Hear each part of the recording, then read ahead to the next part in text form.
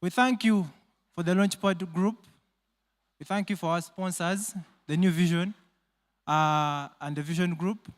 We come here today asking for your guidance, knowledge, and wisdom as we deliberate on our motion today, promoting effective participation of the youth in the fight against corruption. Father, may you give us guidance and knowledge so that we can deliberate on this motion and so that our views are submitted to the people above there. For your name's sake we pray. Amen. The Uganda National Anthem. O Uganda, my go upon thee, we lay our future in thy hands. United, free for liberty, together we all rise stand. Thank you so much. At this moment of time, I'm going to hand over to the moderators of the day who are going to take us through. May you have your seats. Madam Moderator, you're welcome. May your seat reign. Thank you so much.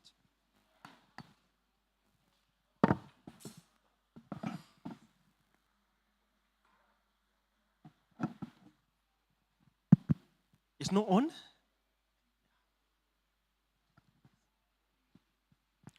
Good morning to you all.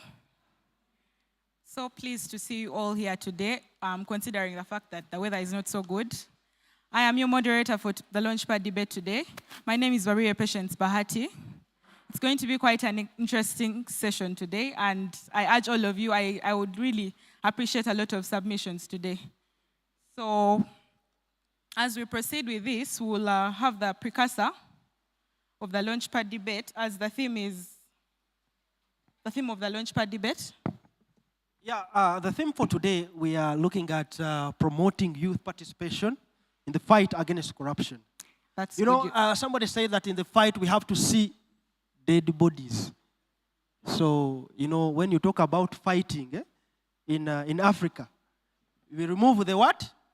The shirt, you show the chest, and then somebody will take you serious that you're fighting. But in Europe, since it's a discussion and we are going to have a European kind of perspective in debating, we're not going to do the actual African fight, right? So we are going to fight with ideas and thinking. So that's the reason as to why we are calling for your active participation. So the fight is not for the chest, but the fight is for the ideas and innovations, right? Yes, please. Thank you so much for that. And once again, I'm so glad to see all of you here today. So we'll have the precursor led to us by Kakoza Derek. Do we have the guild president to welcome us here?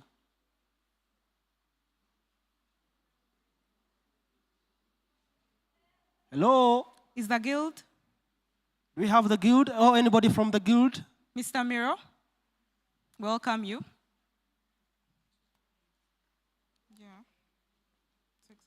It's always important to have these leaders available to welcome us into their jurisdictions. So anybody from the guild house to give us some remarks, welcome us, and speak to us. Good morning to you all. You're welcome on this 27th day of November, on such a chilly morning. My name is Mutebi Richard, and by the grace of God, I serve as the Vice Guild President of the 26th Guild Government. I would like to welcome Vision Group for partnering with Launchpad Debate Club to see to it that as students of UCU, we showcase our intellectual prowess. Now, a university is the highest level of learning. There is nothing higher than that, which means that the opinions of university students are national opinions, are global opinions.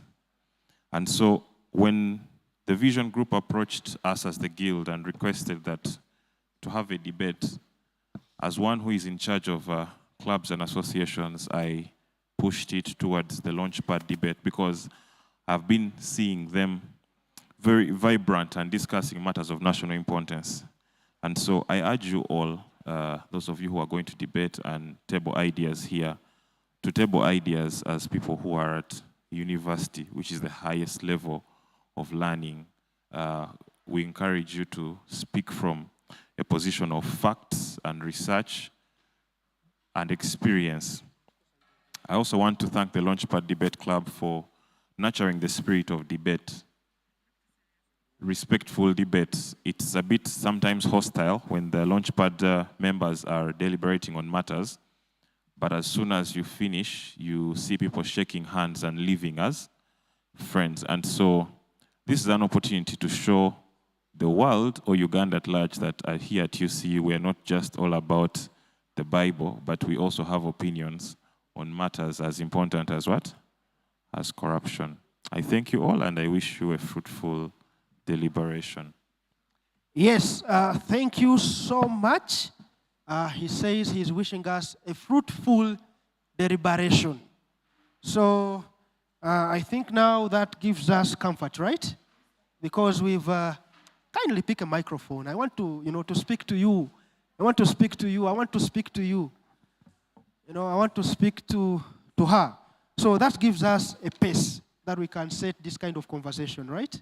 Yes, please. So at this moment of time, what we have what? Exactly. At this moment of time, we are inviting. Yeah, we are inviting panelists to come, right? Yes, the panelists. Yeah. The panelists are going to come and give us. Yeah, they are making their way. I will introduce each one of them because I know you're not familiar with any. Do you know anybody there? They are new faces. They are new faces. We want to know them. Which course are you doing? I'm doing law. So if you're doing law, you should be familiar with these people. Because these are the people in the offices that you want to be into. So, but the audience wants to be more familiar with them. That's what I'm coming to. So the audience, don't leave without getting a contact of any of these ones. Because you never know, you might find them in a panel. Connections. Connections. So much as we are discussing anti-corruption, much as we are discussing youth participation, we are also networking. Eh? Some of us are finalists, so we are networking. So, my co-moderator, what are we going to talk about today as the panel makes its way? I will introduce everyone once we have quorum.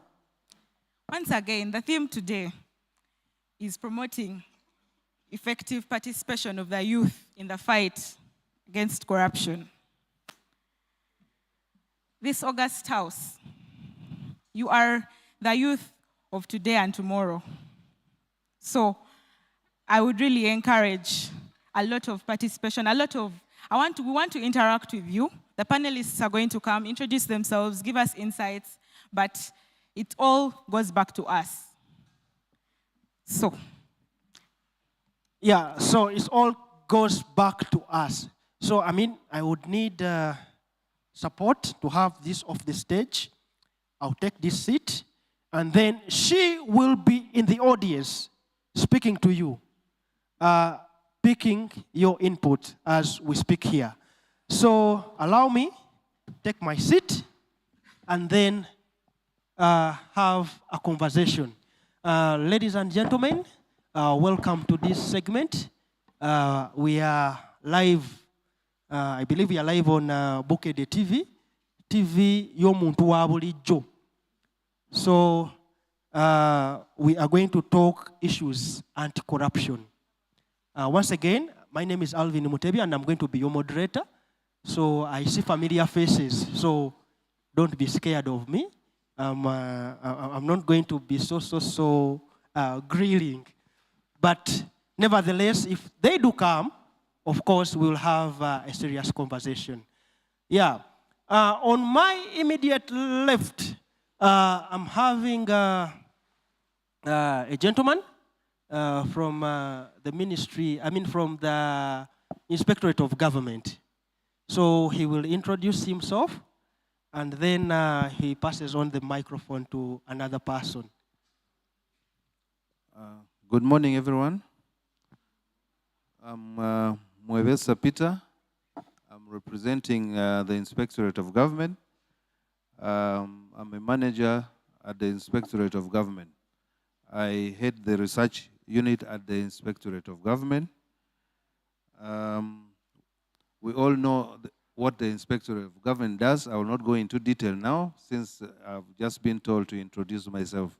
I would like to thank ACOA and Vision for this initiative for engaging the youth in the fight against corruption. Thank you.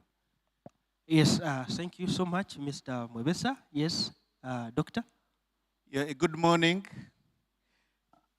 My name is Dr. Christopher Mayanja.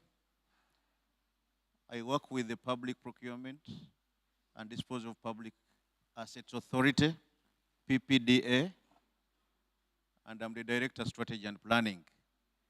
I add my voice to thanking Vision Group for this particular engagement.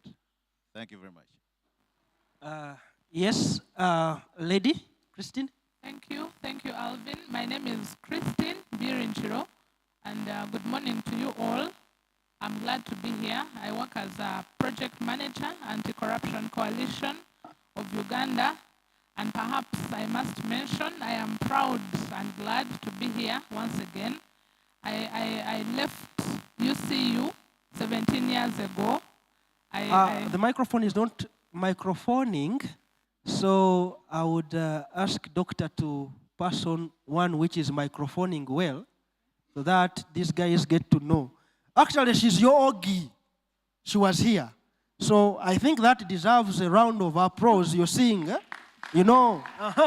So if you see somebody, you know, in the capacity of Christine here, a manager from UCU, so that shows that you are at the right place, yeah? Good morning. Hey. Yeah, this is much better. Morning, ladies and gentlemen. My name is Christine Birinchiro, and I work with the Anti-Corruption Coalition, Uganda, with Mr. Alvin Mutebi here. And I work as a project manager. I left UCU 17 years ago, and I was doing law. I'm glad and proud to be here and yeah, to speak with you and deliberate on this very important subject. Thank you. Yeah, good morning, everyone. I am Nachintu Sarah, an alumni of UCU. Yes, I left UCU 2011. I was both a student and a staff in the counseling department. Proud to be here. Thank you.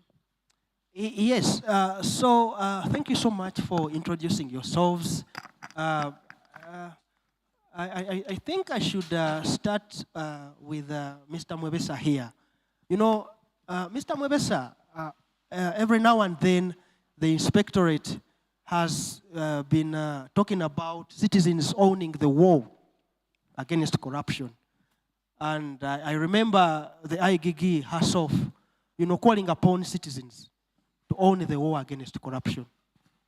And this year, we saw young people, you know, the Gen Zs, taking the mantle to come up. You saw them in the making rounds on social media, you know, newspapers, you know, everywhere in media, on the streets of Kampala, protesting the march to Parliament, the famous march to Parliament.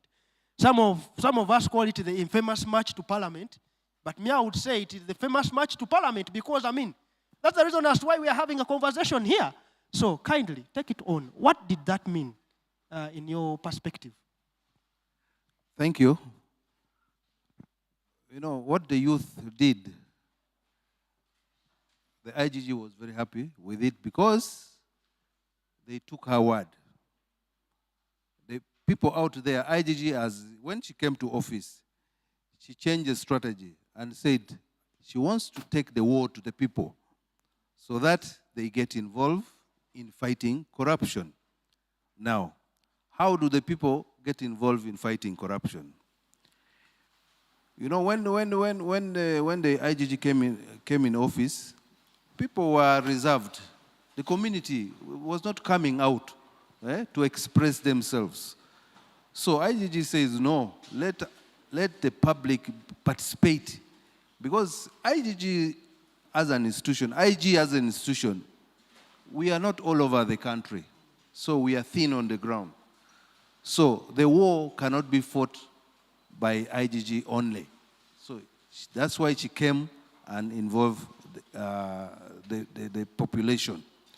Now, when we have an enlightened citizens, they will not accept to see corruption going on without them acting.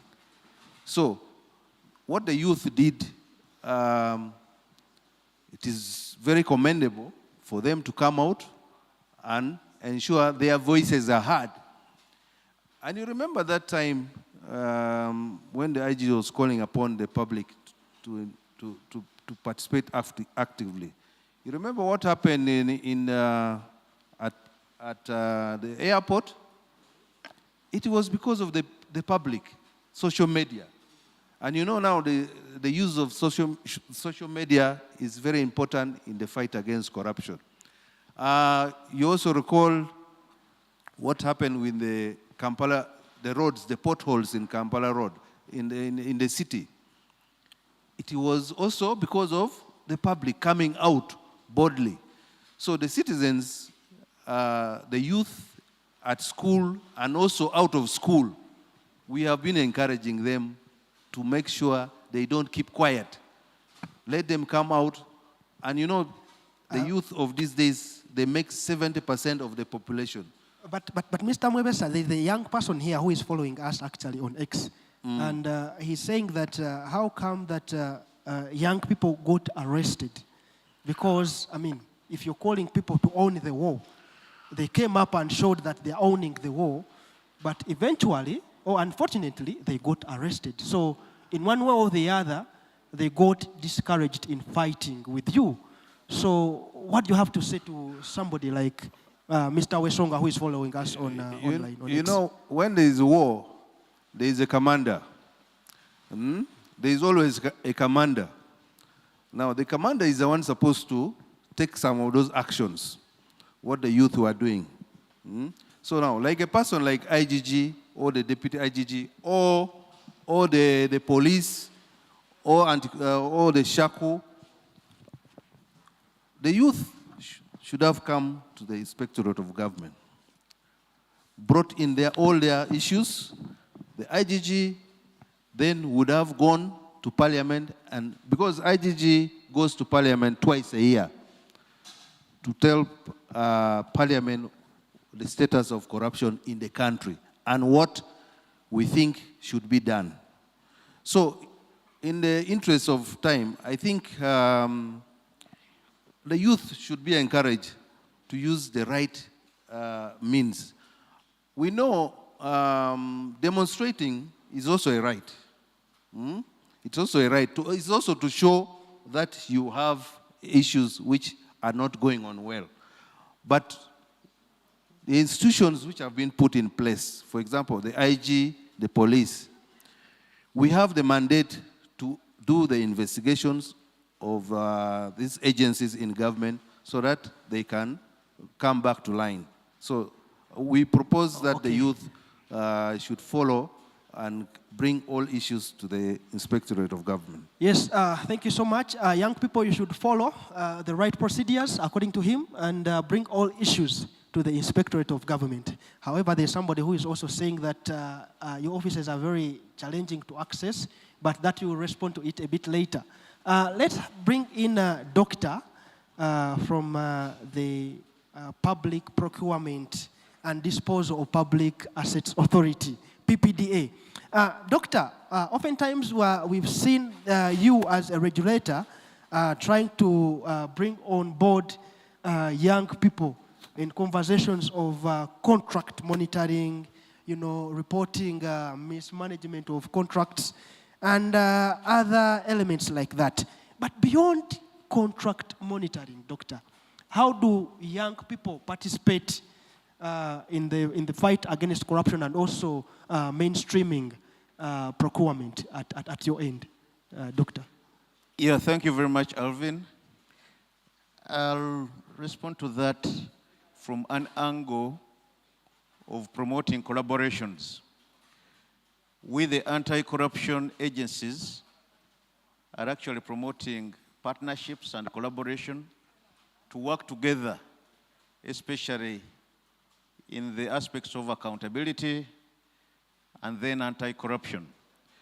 So in that regard, even our being here for this engagement is under that kind of approach, collaboration with other players to ensure that we promote anti-corruption. But more to that, we also have a tripartite collaboration between the Inspectorate of Government, the Office of the Auditor General, and PPDA.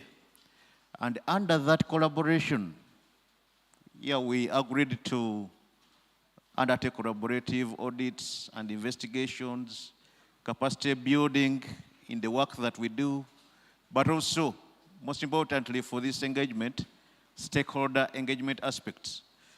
And under that, one of the products from the interventions, we came up with a young people's handbook for anti-corruption. And in that handbook, you can always access it. It's available. There are strategies that are proposed on how to engage the young people in the fight against corruption. This is one of them, this debate. And I commend the organizers of such engagements. They should continue so that we sensitize masses about the corruption issues in the country, but also laying strategies on how to combat them. So that is one of them. Then you can have youth camps. I don't know whether they're happening, but also I believe my colleague will talk more about the Whistleblowers Protection Act under the Inspectorate of Government. It is a national law. And there, we want you, the youth, to take up these spaces in the fight against corruption. This act, probably people may not be aware, has a protection element. You, the youth, if you participate in blowing the whistle, whenever you see elements of corruption in your society, you are protected by the IG. So you can report, and then investigations can be undertaken by the IG towards bringing the people to book. And in that, recently, we had an engagement, a similar one, at Makerere University for the emerging young leaders. And the IGG was the chief guest. I remember her vividly convincing the youth to participate, that they are protected, and more so, as you leave university, the next part of your journey is to look for jobs. So she was telling the youth that you can start that as an interim job to be a whistleblower, though nobody will be recognizing you for that in the society. However, it comes with some remuneration. If the IGG or the IG as an entity successfully investigates and the people are brought to book and there is a recovery, for example, of 10 billion, you'll be entitled to 10% of that. Isn't that a good deal? So you part with your 1 billion and you can start with that. More so, you'll be protected. Doctor, Yeah. before you come into, there's something interesting that I've also come across. PBDA recently launched what we call the Public Procurement Reservation Scheme. And according to the publication you have here, is saying that actually close to 15% of the procurement budget should be reserved to the young people. And in the category, they are putting women and persons with disability and the youth. How far have you gone towards fast-tracking this kind of plan to make it effective? Because, I mean, if you look in the audience here, we are having young people, and majority of them would be maybe service providers. So have you gone ahead to sensitize them? Are they aware of the plan? Are they aware of the scheme? So I think it's something that you should also speak up. Yeah, thank you, Alvin. Yeah, the reservation scheme, like Alvin has rightly pointed out, is meant for the youth, women, and PWDs. Call them special interest groups. So we've gone ahead as an authority, for those who may have seen the advert in the papers last week. We're encouraging the youth, women, and PWDs to, first of all, register their associations. We know the different categories are associating in different ways. So can you formalize? And the process is very simple. You can register locally within your localities, probably at the district with the community development office, so that it can be recognized. And there, you can be able to participate in the procurements. We are guiding the ministries, departments, and agencies, as well as local governments, to reserve 15% of their procurement budgets towards those three categories. So let us take up these spaces. Let us be ready. Now we are planning for the next financial year already as government. So be ready. Register your associations so that you can ably participate. That is an income.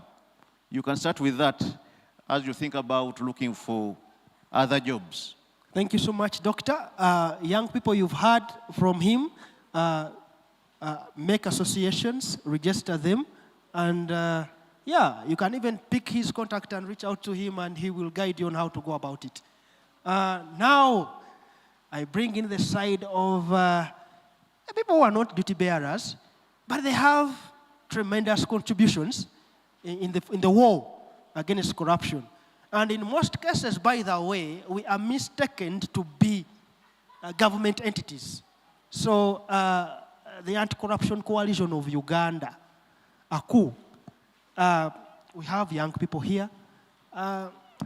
This time around, I'm not going to speak for ACU because, I have the manager in the house, and she's an OG here. So, Christine, in the issue of engaging young people, youth here, youth in the war against corruption, why the youth? Do you feel the state is not doing enough? Government is not coming out deliberately to engage? Why of all categories of people? Why the youth? Why the youth? Thank you very much, Alvin. And why the youth? I like that this year's theme for the International Anti-Corruption Day is promoting effective participation of the youth in the war against corruption. Alvin and ladies and gentlemen, you will agree with me that Uganda is predominantly a young population. Our previous panelists had mentioned about more than 75% of our population is 35 and below, 35 years and below. And so if we are to have any meaningful engagement, if we are to have any meaningful development and growth, then we can only focus on that group of the population of this country. And so I think that is why we must emphasize and concentrate on this group of our population. As Anti-Corruption Coalition, we have tried and indeed have interventions where we are trying to involve the youth and to ensure that they actually participate in this war against corruption. We believe that we need to build integrity. Actually, someone was telling me earlier that we should not even say corruption or anti-corruption fight, but we should talk about integrity more and less about corruption, because it always begins with us, ladies and gentlemen. it does always begin with us. And so, mindful of that fact, we do what we call youth integrity clubs. We have formed youth integrity clubs in some districts and regions of this country. In West Nile, in 4 districts, that is Terego, Madiokolo, Yumbe, and Obongi. And then in Karamoja, in Moroto, in Napak, Nakapiripirit, and Nabilatuk. Then in Mukono and other areas. Why? Because we believe if we are to build the fiber of society right from when the child is still young, then we have a chance to raise leaders that are going to, shun corruption, that will perhaps not know how to engage in this evil of corruption. In your communication, you're building a generation of anti-corruption actors, right? If I got you well. Yes, that is true. That makes this audience part of that generation. Yes, definitely. So young people here, I think you should network with your OG here because she wants to, to put you as part of the generation that they are working with in the war against corruption. Yes. UCU, I believe, stands for integrity. We used to stand for integrity, and we still do stand for integrity. And so some key facts, what I know, and perhaps this is public knowledge about corruption in this country. The corrupt are very few in this country, but they are very powerful, extremely powerful. But they also preach anti-corruption. They will talk about corruption and the evils of corruption, and then you will seem convinced, right? They will join the fight against corruption, but they are not actually fighting corruption genuinely. 2, we have the best laws and institutions, perhaps, for fighting corruption, quite a number of them. But the missing link is the implementation. So while we have the laws, we have the institutions, but we see that there is a gap in regard to implementation of these good laws and resourcing or effectiveness of some of these good institutions.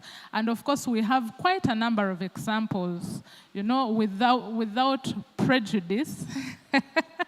When I was still in law school, they used to say, when a lawyer is going to not to insult, but to, say something about you that is not very good, they'll say with all due respect. So when someone starts with all due respect, the next statement is perhaps going to challenge you. But in a good way and with all due respect to the institutions of government that are represented here, we see, and previously but also continuously, inspector generals of government coming out and, sharing that it has become a challenge to fight corruption while they are trying to pick out the corrupt. The corrupt are powerful and they hide behind the back of the president. And so some individuals have become untouchable. Yes. And the laws seem to be applied selectively. So they can't be touched. Yes.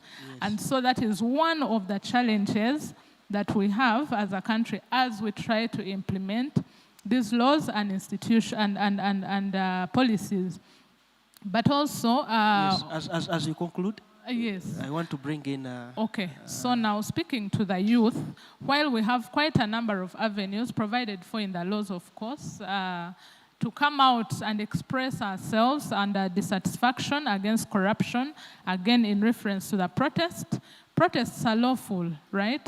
They are provided for in the Constitution, but increasingly we see that some of these traditional methods of expressing ourselves, our dissatisfaction as youth, as generally as a population against corruption, have become more risky, increasingly risky, but also ineffective.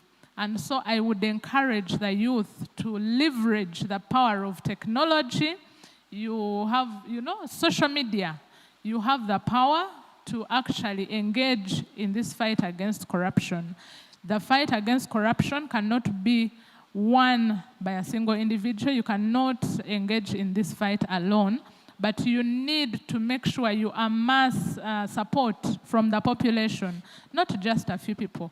And that is why it is important that you go out there on social media, you go out there on internet, and expose all this rot that is taking place. Yes, thank you so Thank much, you. Christine. The fight against corruption, you can't fight it alone. And I believe you're also pointing it out that we really need the population. And as you all said, the young people make 75+% of our population. And I think that's a good population, you know, to bring together in the fight against corruption. Yes, lady, Madame Namubiru, you represent a demographic that is very central, you know, the women. And where you come from a political kind of perspective. But as Christine was trying to speak, I took note of the element of lack of a political will in the conversations driven towards fighting corruption. So you know, who has the opportunity to interact and meet with these politicians, what kind of conversations do you drive there when it comes to, you know, enhancing a political will in the fight against corruption? Thank you so much. Yeah, first of all, I work with the Interparty Women's Platform. As he said, I am a politician. I am the first chairperson of the Interparty Women's Platform. 2, I am a former aspirant for Woman MP Mukono District, and yeah, a concerned citizen. So as we do politics, we have been interacting with the youth. But what have we realized? The youth do not know the capacity they do have currently. 1, they have a fresh perspective. They are really good. You have new ideas. But what are we doing to add onto the value of who you are or what you are? An example is cited. How many of you here have contested on various levels, right from grassroots to now? We have youth leaders at local councils. How many of you here are part of such gatherings? Do you know what you always do? You give a back, like you go to the back and leave these positions to semi-illiterate youth in the community. They are the ones leading you. They are the ones deciding for you. So if you do that, nobody is going to air out the voice that the people need to see. That is a backlash to you as the youth. I began my politics right away from the local level, and I'm just coming up. But I have been influencing in different dimensions. So if you give a non-listening ear and you don't participate, those who are incompetent will come and decide for you. And this is what the youth are doing now. So with a fresh perspective, come up and take up all these upcoming positions. 2026 elections are coming. Where are you as the youth? We have tried to fight to reduce the nomination fees. For example, for parliament, because these are the positions that you always want. You need the top positions where you can influence. But before you go up, calm down. But if you're not engaged and don't have representatives there, who will be there to fight for you, to come up? If we have great youth who have great ideas, great knowledge, who can make great impact, but they lack the money. The 3 million is too much. But where are the, for example, the youth groups that are coming up? Like the government, the politicians, everyone will not give you the space. You must create the spaces yourselves. Let me give you a scenario. We started the Interparty Women's Platform because we realized Many women are left out. For example, we have the iPod that deals with only political parties that have members in parliament. We have the National Women's Council that is for NRM. All representatives are from NRM. So women were lagging behind. For example, if I am from the Alliance for National Transformation, and you know very well we don't have a member of parliament. So we created the Interparty Women's Platform to incorporate those women that, like political parties, that do not have representatives in parliament. And do you know why? We were seeing many things that were lagging in between. And we had no voice, we had no say. But creating this platform enabled us. We have met the Electoral Commission, we have met the Minister for Justice and Constitutional Affairs, we are yet to meet the UWOPA, the Uganda Women Parliament Association, we are yet to meet the Speaker and the Inspector of Police. Why? If you don't have platforms, or if platforms are limited for the youth, create them. I am happy for this engagement, for the touch. You called the what? It's the students' dialogue against the corruption. launch, the touchpad launch, is it? The launch pad. The launch pad. Yeah, they are there. Yes, the launch pad. This is an avenue for you to air out what you want. Yes, if you create such a scenario, I like that. you are moving beautiful. forward to having this. I will be happier if the youth have the inter-university anti-corruption unit. Yes, it is possible if you create it. These guys, the politicians, the what, will not give you all these spaces. But if you create them, you will move miles. In the Interparty Women's Platform, we have moved miles. Come 2026 elections, we want to see an increment in the women representation in parliament. We are yet to second this bill that is coming that says, if you are on the affirmative action, just hold 2 terms and get away. This will create spaces for you, the youth, to come up with your fresh ideas and influence. For example, we are having all these, the anti-corruption units we are seeing currently here. How many of you have sought internship from these entities here? And you're interested in combating corruption, isn't it? Let me tell you, when I was here, I went for my internship at the Child and Family Protection Unit. Why? There was a lot of violence against women in Mukono. And the police were corrupt. So I went there to seek first-hand information. I went and worked with them for my first practicum. I did SWASA. And you know what I realized? What was given to me was true. That you could go to the officer and the woman, like, for example, a woman brings out issues. Then the officer says, you know, you should go back, be loyal to your husband. He's giving you food.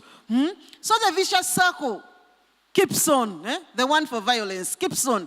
And there is no, like, any tentative solution that you're getting. So what did I do? I told the officers, but what we are doing is not right. Cancel these guys. For example, the man can come and give in chin to what? Chidogo. And the woman is silenced. So I could get these women and the man's contact, call them privately and deal with them. And you show the man this is the reality. You will not run away from it. As you conclude. And this is it. So what am I saying, youth? Position yourselves. Today, you just need to position yourself. Go to them, ask for volunteer opportunities. There is no way they will give a new job to a new person when you have been there volunteering. Secondly, for example, I am sending youth to different departments. Sorry to this. If I want first-hand information from various departments, I say, I have this youth here. Can you please employ him? Like for 6 months. Then I want some information from them. I will get that information even if I'm not there. So I'm working in the background, even if I don't go to the what? To the front line. So where are we? Let's position ourselves. Let's fight for these positions, and let's be like on a flower front in every areas of our lives. Very interesting panel and very interesting submissions. Young people, position yourself. You know, where I come from, they call it okwete kewalava. You put yourself where the light is so that people can see you properly. So as she was submitting, I also took note of the fact that due to the fact that there are no, opportunities for young people to position themselves or to, to take leverage on, maybe due to the political, kind of atmosphere. I think young people are breaking the ceiling.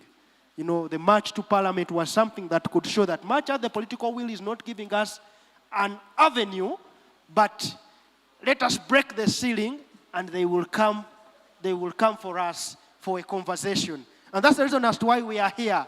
You broke the ceiling, we came, and here we are, we are having a conversation with you just because you positioned yourself, as she's saying. You positioned yourself, and we are having a conversation, to talk about youth participation in the war against corruption. So don't you see that is something that is interesting? So think about an idea, think about something interesting, position yourself, fill up the gap. I mean, these people here, these big people that I have here, they will come looking for you. And they are here. They come looking for you all the way, some of them are coming from Kampala, others are coming from wherever. But we are here in UCU having a conversation just because there is that uniqueness that you brought to the table. There's some guy who is saying that you bang the tables. But me, I said, let's bang the tables for the right cause. So we'll be right back after a short commercial break. And I think I have to speak to my co-moderator, and then we take it up from there. Thank you so much. My panel, stay. I'll be right back.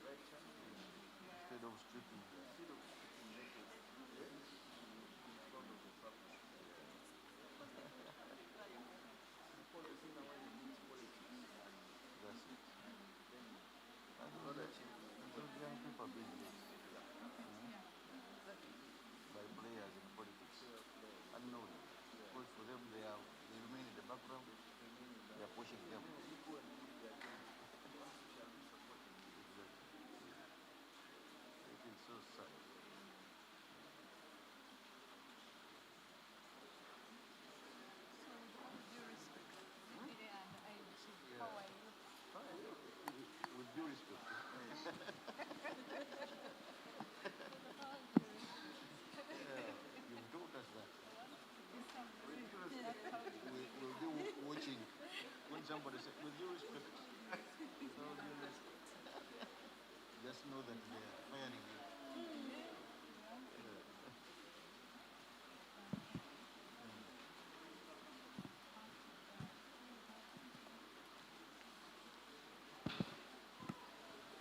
Okay, so welcome back from that commercial break. I think I would request the technical team to take position, and then I'll let my co-moderator introduce what we are going to have next. Abali ku Bukedde TV, ekigenda maaso essaawa eno, tuli ku UCU, abavubuka n'abantu bekikwatako bali mu kwogera ku nsonga butya tuyinza okufuna ebirowoozo by'abavubuka okwenyigira mu kulwanisa obuli bw'enguzi. Era bwe muba mutunudde mulaba nti tulina abakulu okuva mu bitongole ebyenjawulo. So tubaaniriza nnyo era mweyongere okulaba ensonga ezo. So I've been told, or I've been informed that we are going to have the launch pad raise issues and concerns. And they are saying that they would want to speak to you when they are looking at you. That's what they are saying. They want to look at you, because if they show you their back, maybe you will, there is this thing that gloomy face that shows. So somebody wants to look at you when you show that expression. So they are saying, panel kindly, sit in front so that they can fire issues directly into your faces. Right? Yeah, so allow me, say, let us have our seats there. They come, present their issues, and then we will return and have a conversation. So, my co-moderator, are you there? Yes, sir. Yeah, if you can hear me, say yeah. Yeah. So, what we have now? Well, it was quite an interesting conversation right there. You heard them speak. Yeah. Uh-huh. A march to parliament. Yeah, the march to parliament, you positioned yourself well, and maybe that's the reason as to why these guys are here, and it's very interesting, yeah. Yeah. So, we are going to have a normal Launchpad sitting. It's going to be graced by the president of Launchpad. But as we proceed with the Launchpad debate, we shall have a working breakfast. You will have people letting you access to the coffee table. So we'll have a working breakfast. So if it's your time to move up there, go and get yourself warm. Yeah, so if you feel hungry, I've been informed that breakfast is served there and also there. So you can just walk, pick a cup of tea, and then come. And the weather is not weathering well on our side, so we really need to warm up a bit. So members, I would request that one by one you go and pick a cup of tea or coffee. Yes. So, Mr. President. Oh, Your Excellency, sir, you're kindly welcome to speak to us. And His yes. Excellency Nkoyo Tamale.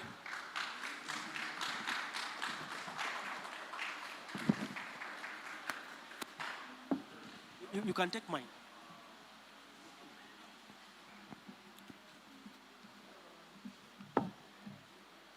Hello, Launchpad.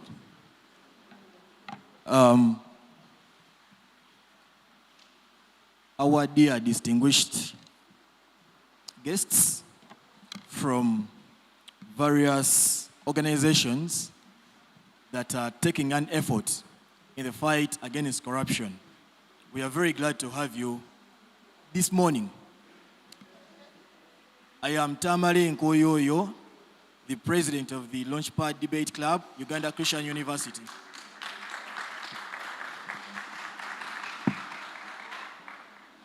We are so much honored with this opportunity to offer a chance to the youth to give their take on what they can contribute in building for the future and building for their generation.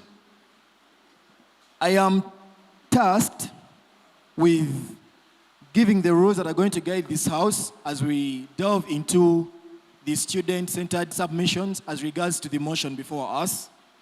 And I kindly implore you who are about to submit that you submit based on facts.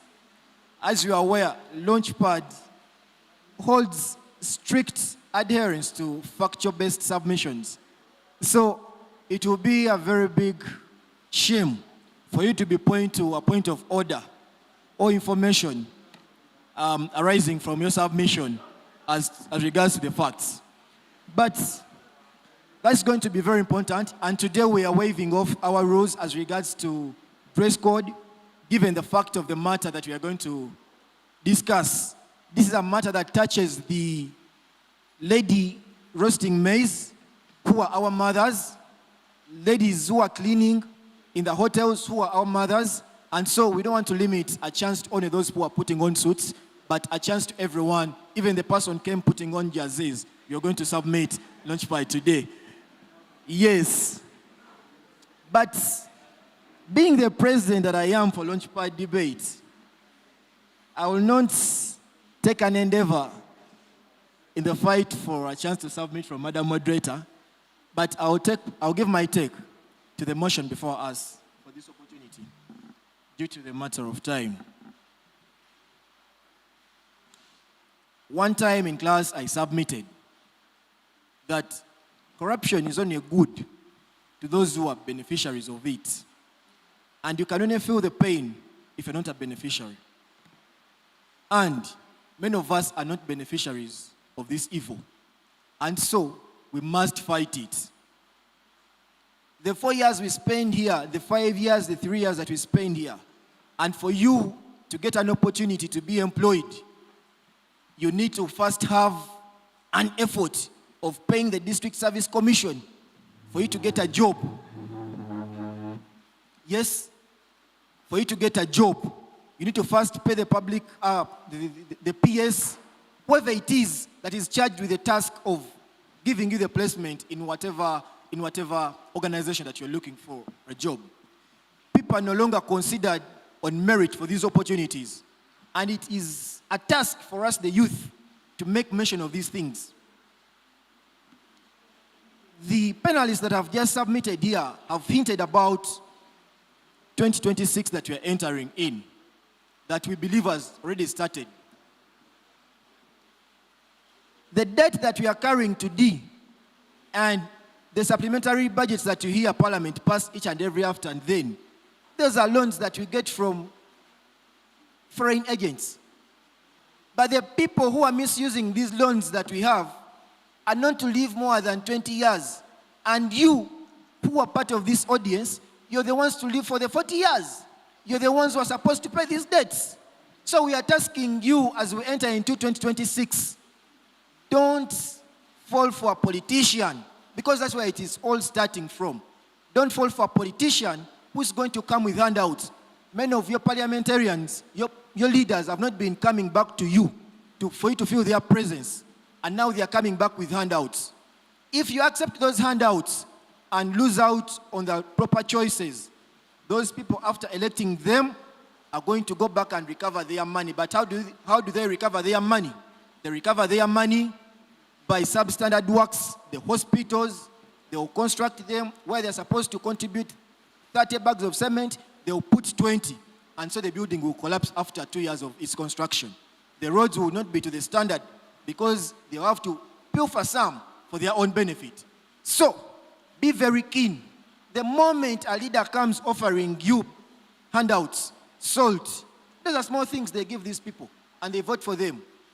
Next year, you had walk to Parliament this year, 2024. In 2027, you'll have another walk to Parliament if you don't choose wisely, if you don't base on merit for the leaders that you're going to vote for. Even us here now, it starts with us, university students. Who are your leaders? What promises do they make? And what do they offer you for them to be voted for? So, even the kind of leaders that we vote for, the guild presidents, the MPs, if they promised you anything financial off their own accounts, that was wrong, and you must stand against it, and you must also stand against any leader that makes such a promise. That is for Launchpad. Kati kino kyabukedde. Ababukedde. Muzze wano mu nkuba. Era mugiraba ekyatonya. Nga tuli ku mulamwa ogw'affecting, oguyisa obubi abantu ate ffenna gutuyisa bubi. Tusaba buli ali eyo, naddala omuvubuka, okubeera okutunula n'enkaliriza eri abakulembeze baffe abajja kati nga tugenda mu 2026 ekiseera ekyokulonda. Obulabula bwe bagenda okuleeta ne mubukkiriza bwe bugenda okuvaako obuzibu mu mwaka 2028 nga tuddamu okulonda. Kitegeeza tetugenda kukoma kutambula buli kadde tujja batwetaagayo olutambula ku Parliament.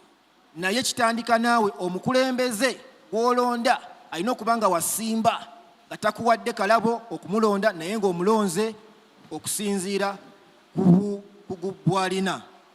Tubasaba buli omu gy'ali eyo okulwanyisa enguzi kikkakatako, kubanga enguzi ekosa buli omu. Bw'ogenda mu ddwaliro nga teri ddagala, kitegeeza enguzi ekola omulimu gwayo, naye oba wagirya wali eddagala lyo mu sukaali, mu munnyo omukulembeze gwe yakuwa. So tubasaba okubeera n'eggwanga eppya lye tulwanirira okufuna oba mwe lye mulwanirira okufuna kitandika nammwe n'ebyo bye mukola naye togigaba ate naawe togikkiriza. Tubeebaza nnyo. I'd like to thank you very much, and as the president, I open up the students-based submissions. Thank you very much. Thank you so much, our President. Well, at this time, I would like to invite someone to take us through the Picasa, Kakoza Derek. And as he comes, like our President said, the time is now. You're the young generation of tomorrow, so the time is now. Let's join hands and fight this evil.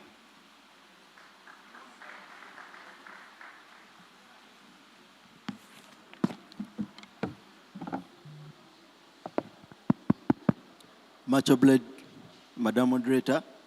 For purposes of record, my name is Kakoza Derek, a senior launchpadder and a student of law at the Center of Excellency in the heart of Africa. That is the Uganda Christian University. Thank you so much. Well, you have about 5 minutes to make the precursor to start this launchpad debate. You will have 3 protected minutes. And when I say protected minutes, I mean he's not interrupted by anyone. Then you can be interrupted in the remaining 2 minutes. And we shall have the normal launchpad sitting. We'll have points of order, points of information, point of guidance to the House. And we encourage you to take part in this. We'll have a moving mic, so maybe in case there are points of order, we'll take them later. That's during the time for submissions. For now, the floor is yours. May you read, Madam Moderator. Once again, I'm Kakoza Derek, a law student of Uganda Christian University in my 2nd year. I'm here to give a precursor, which is like an introduction of the motion. Today's theme is promoting effective participation of the youth in the fight against corruption. As we speak, according to the new numbers that were, the census that was provided by WBOS, it is estimated that the youth cover a very big percentage of the population of Uganda. Meaning that if at all we come together in the fight against corruption, we can do something. Because it's us that are the leaders of tomorrow, and it's us that are, of course, are the next the generation that has to do all this. Back to the motion, that is corruption. Of course, corruption takes a number of sales and all that. We have bribing, we have nepotism, we have, taking of checks and all that. This morning, I woke up on a sad note in the Daily Monitor, where it was published that around $13 million was lost in 60 seconds. That is 30 billion Ugandan shillings was lost in 60 seconds. I don't know what that means, but for more details, you can go to the Daily Monitor. It was so sad that almost 60 billion Ugandan shillings is just lost in 60 seconds, just 1 minute. Oh my God. So back to corruption. Of course, corruption, of course, affects all of us. Just like what the president said, that yes, it's us who don't benefit from it that are mostly affected by it.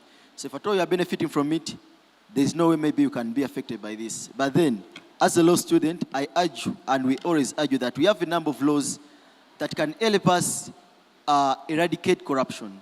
We have the Anti-Corruption Act, the law of 2002, the law of 2009, the law of 2015. These all stipulate the different measures and how corruption has to be handled. We need to fight corruption as a whole. If I take you back to history, corruption has not just started now. Even before us having this freedom, we've had corruption over time. For example, in the period of Amin Dada, the field marshal, that's 1971 to 1979, there was corruption. So corruption is not a new thing, but at this particular time, by the report that was established by the IGG, it shows that corruption has increased tremendously. That means that if at all we don't put an estopel to it, it will eat us all. So, basing on that, of course, corruption has always happened over time, not just now. So when this government came into power in '86, of course, His Excellency Yoweri Kaguta Museveni established a 10-points program, which one of the core values of this 10-points program is to eradicate corruption, one of the core values. That's why he even established the office of the IGG. That's the Inspector of the Inspectorate of Government to try to fight or to come with a fight against corruption. But then, should we always wait for the IGG to come and, we have this fight? We can also start as the youth. Through the whistleblowing, the IGG last month talked about whistleblowing. That yes, if I told the youth, we should not leave this corruption to the ministries, to the IGG own, or to the police, or the different agencies. It starts now. If at all you find someone giving a bribe, and you just inform the authorities that are responsible, that's a fight against corruption. Yes, we can take the radical move to parliament and all that, but still, it's not enough. It starts now. If at all us students in the institutions like UCU, with our core values that are well stipulated in our statutes, we can help eradicate corruption. So as Launchpad, we are yet to we shall have a document that will be sent to the IGG's office on how best we can fight corruption as the youth with our own views as what is going to happen in the Launchpad debate. So with that, as I want to conclude my precursor by saying that yes, I didn't go much into details because you know the details and the different agencies that are that are affected by corruption. But corruption is not only in parliament. It does not start in the executive. It does not start in the judiciary. It starts now. Just like the Baganda say, morals start from home. It starts now. Last week as I was home, one of my sisters, that was Miracle, we were taking her to school, and she told Mom, I won't leave the car without you giving me 5,000. That means that for her to go to school, you have to first bribe her with 5,000 Ugandan shillings. So it starts like that, that before you're doing something, you need a bribe. Before doing something, you need someone to give you chitu chidogo. You get? But is that the best way? We can do this. We cannot eradicate all corruption, but we can reduce the different instances of corruption. Thank you, Madam Moderator. Thank you so much. We'll have, so we're going to have submissions next. Wow, it has been interesting having the precursor for Mr. Kakoza Derek. And we move to submissions. We'll have a submission from Monica John Albert. Madam Moderator, may you reign and reign. It starts now. As we welcome Monica John Albert to give a submission. We are the youth of today. We are the youth of tomorrow. It starts now.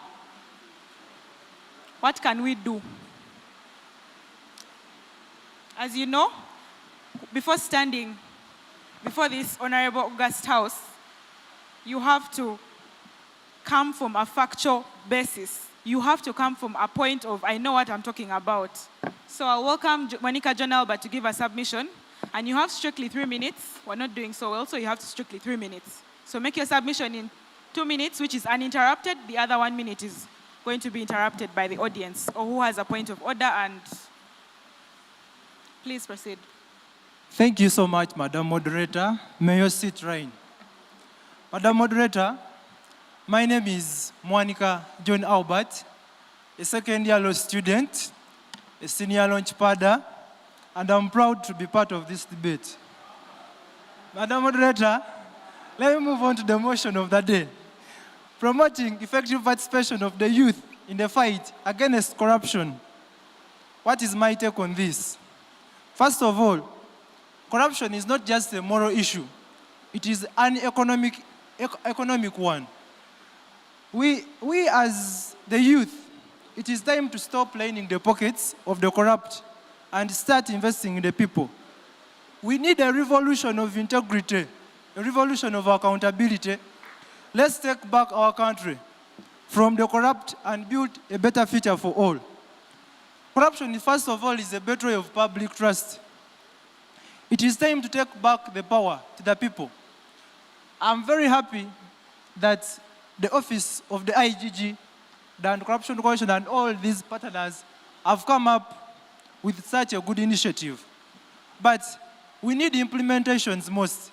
The Auditor General every year is coming up with a report of how money is swindled every other time, and whereby almost 10% of our national budget goes into the pockets of these government officials.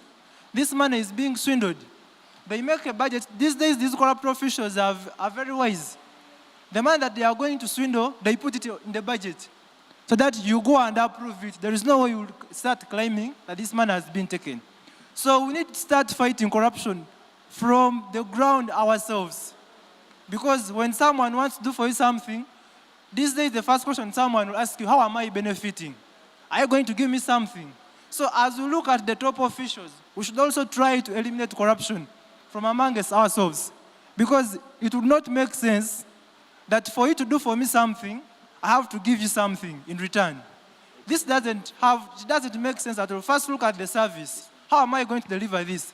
Before you even think about what are you giving me? How am I benefiting from this? But as we are fighting corruption, Madam Moderator, I beg to be protected. Excuse me, your protected time has expired. I'll take a point of inquiry. Thank you, Madam Moderator, and may you reign. Madam Moderator, my name is Fred Burondwa, Senior Launchpada. Madam Moderator, I'd love to inquire from the good gentleman who is well researched in corruption matters. What nation, by example, you could give us two that has failed because of corruption? Pardon? What nation do you know of? You could give us two that has failed because of corruption. I can give you the case of Zimbabwe. Zimbabwe came where it is because of corruption.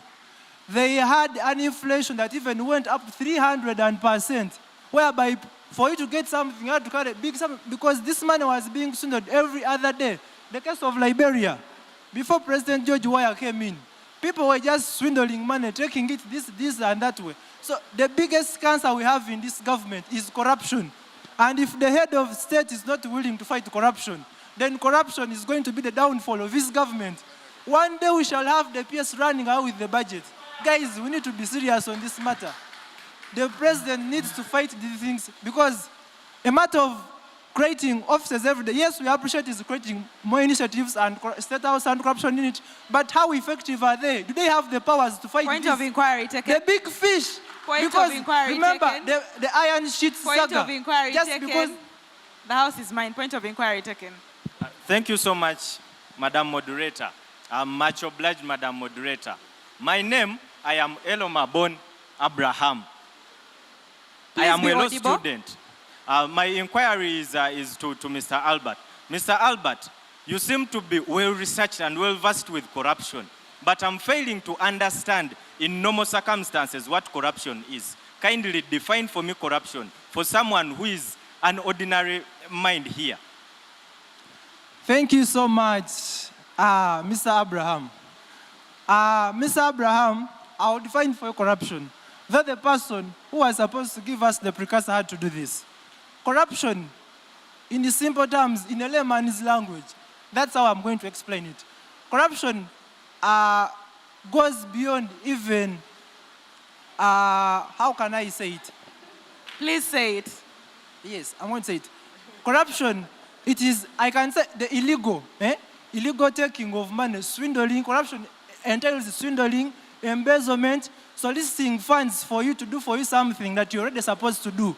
If I'm a tutor, I'm a lecturer, and I want, and I want to. Point Madam of order. Moderator. I'll take a point of order.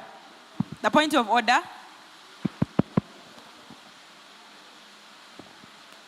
Thank you very much, Madam Moderator. My name is Chinovere Andrew Marvin, and I'm a senior launchpada. First and foremost, the gentleman before us started with an illegality. We took the form rather than the substance. He introduced himself as a senior launchpada. The legality of that, we don't know. Secondly, the gentleman before us is supposed to be well researched. But I have been sitting here and I've been patiently waiting for him to define for us corruption. And he seems to be struggling on the basics of defining for us corruption. Thirdly, we are tired of lamenting, Madam Moderator. The gentleman before us, the motion, the theme for today is how effective the youth can participate in the fight against corruption. But this gentleman has lamented from the time he stepped there and given us no solution. Madam Moderator, time is of the essence here. We have submissions. If the gentleman cannot give us reforms, let him sit down. Thank you very much. Thank you. As he leaves the podium, I would like to at least give us 2 ways we can encourage this. Thank you so much, Madam Moderator. Don't lament. I want I'm you not just going get to lament. Madam Moderator, allow me to respond to Marvin's submission. Please respond to the third submission. What is the third thing he said, which is giving us ways we can enhance the youth? Giving ways of how the youth are supposed to fight corruption. First of all, this is also a platform whereby you can air out your views as the youth, because just as one of our guests told you, there is no politician who's going to give you space to air out your views. This is the time when you get such platforms. This is the time that you're supposed to air out your issues. Those who participate in the National Youth Parliament, that's the time. When you get X spaces on X, that's the time that you have to air out your issues. So, as a nation, we need to fight corruption. No matter who's there, whether the big fish or what, we need to fight corruption. Thank you so much. Thank you so much. But as I conclude, we need a revolution for this. Thank you so much. We'll take another submission from Mr. Caleb. Submission.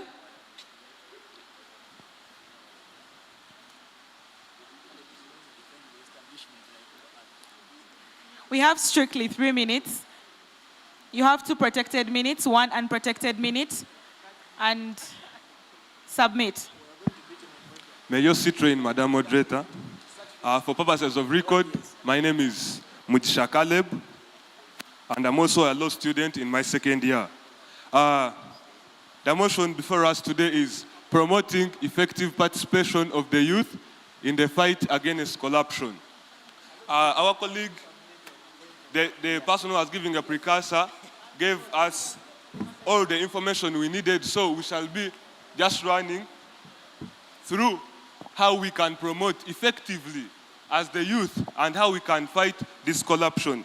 Maybe for purposes of knowing what we are discussing, according to the Inspectorate of Government Act, that is Section 1, they define corruption as the means, the abuse of public office for private gain, and includes but is not limited to embezzlement, bribery, nepotism, influence peddling, theft of public funds or assets, fraud, forgery, causing financial or property loss, and false accounting in public affairs. That's what the IG defines as corruption. So, as the youth, how are we going to participate effectively in fighting for corruption? One of my points is to use, of course, the energy and the idealism we have as the youth. There is the youth anti-corruption movement in Uganda, and as the youth, if we don't participate in this forum, we know the initiatives they have and how they are going to do the fighting of the corruption, then we shall not be able to do what? To fight this corruption. Another thing is, one of the panelists spoke about using the social media, and that is the innovative solutions. There is an app which is called the Zero Tolerance app, and it was made by one of the youth, our colleagues, and this is majorly that we use this platform, this app, to report anything that is speaking about corruption. If you hear any corruption scandal, you can use this innovative solution app, the Zero Tolerance app, so that you can be able to fight this corruption. But majorly, I will measure from the 2 grounds of integrity and, of course, promoting of Christian values. Why am I speaking about integrity? Of course, even though we bring all these clubs, because you see there are very many corruption coalitions, but even in this anti-corruption coalition, in themselves there is corruption. They are fighting what they are doing. You have 1 minute of unprotected time, and I'm going to take a point of inquiry from John Albert. Thank you, Madam Moderator. Another point I will speak about. Yes? 1 minute of unprotected time, so I'm taking the inquiry. Okay. Yeah. Thank you so much, Madam Moderator. For purposes of record, my name is Monica John Albert, a 2nd year law student. Madam Moderator, through you, I would like to inquire from the current speaker. Could you please highlight for us those corruption agencies that you say are having corrupt officials? Because Launchpad is based on facts. Could you please highlight them and when and where? Thank you so much. Thank you so much for the question. I would highlight this, but it is in court. And as we know, we are lawyers, we cannot discuss a matter which is in court. So I beg not to issue that. As I was speaking, it starts with us, yes? It starts with us. And one of my colleagues said that, he said, he's my classmate, and he said that he does not want corruption to end before he benefits from it. Now, if we have such kind of people that they don't want corruption to end before they benefit, then it will disturb us that even when they take up those positions, their main aim, they have come to do corruption. As a person who is from a Christian university, I will speak about the Christian values. Of course, as we know... Point of inquiry taken. Thank you so much, Madam Moderator. May you reign, Madam Moderator. Once again, I am Elomabon Abraham. Mr. Caleb, you said everything starts with us. Recently, we saw our brothers and sisters that went ahead to protest, and some of them went naked. Do you think that is the right way to go? Because we might be solving a problem of morality, but we are solving it with immorality. Okay. Do you think that was the right way to go? As you give us the Christian views, you can talk about the immorality. Okay, thank you so much. I was going on a point of the Christian values. Of course, we are at the center of excellence in the art of Africa, and by virtue of everything, we are based on servant leadership. And through this, there are Christian values. First of all, if we do things from a Christian-based perspective, we shall be able to fight these diseases, because as a Christian, I know what I ought to do and that which I know I'm not ought to do. As I end my submission, I would also... Point of order. Thank you so much, Madam Moderator. Madam Moderator, is it in order for the current speaker to dodge a question he has been asked? And if it's not in order, Madam Moderator, let him step down, because we have so many submissions waiting here. Madam Moderator, you told me to discuss through the values, Christian values. Thank you so much. We'll have another submission. Madam Moderator, 1 second, I complete. 1 second. I have gotten this moment and I cannot leave it untouched. We have a colleague from the IG, and of recent, they were telling us that as the youth, we have to participate in this immensely. And we carried up a movement to Parliament. But even when we had the legal basis, the IG did not come out to support us in the legal way possible. So if they are telling us to fight and we are not supported, another thing I was requesting, they were saying that these doctors should be participating, but in the background. But I was of a view, let them take the forefront and we push them, not us going in front and they go in the background. May you sit, Rain. Thank you so much for that wonderful submission. I'll take another submission. Submission from you.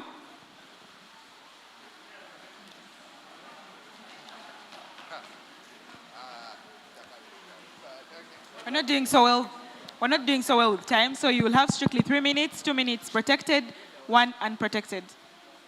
Thank you so much, Madam Moderator. For purposes of record, my name is Bakiza Ivan, a junior launch partner of this house, and I'm a law student in my year 1. The topic before us, promoting effective participation of the youth in the fight against corruption. I'm here to urge the youth, this is a fight. We are not here to pocket. We are not here to keep quiet. We are not here to sit down and watch what is happening. The only weapon we have is our mouth to speak. This is a war. Hold your gun. Let me begin with a famous Baganda proverb, because we are live on Bukede TV, which says, Owe bango otamuemukira tewebika. Meaning, some people are so rude that you need to insult them in order to communicate to them. The only way we can fight corruption, we, the youth, is by the government allowing us to carry out to participate in peaceful demonstrations in this country in order for us to air out our dissatisfaction in regards to corruption in this country, because we are also backed this is also expressed, this is enshrined in Article 29 of the Constitution that guarantees us freedom of expression, backed up by the case of Charles Onyango Bo and another versus the Attorney General. You have 1 minute of unprotected time. So, the youth, let's stand up. Let's not keep quiet. Let's bang the table. I'll take for a point right of inquiry. cause. Hold on. I'll take a point of inquiry from behind.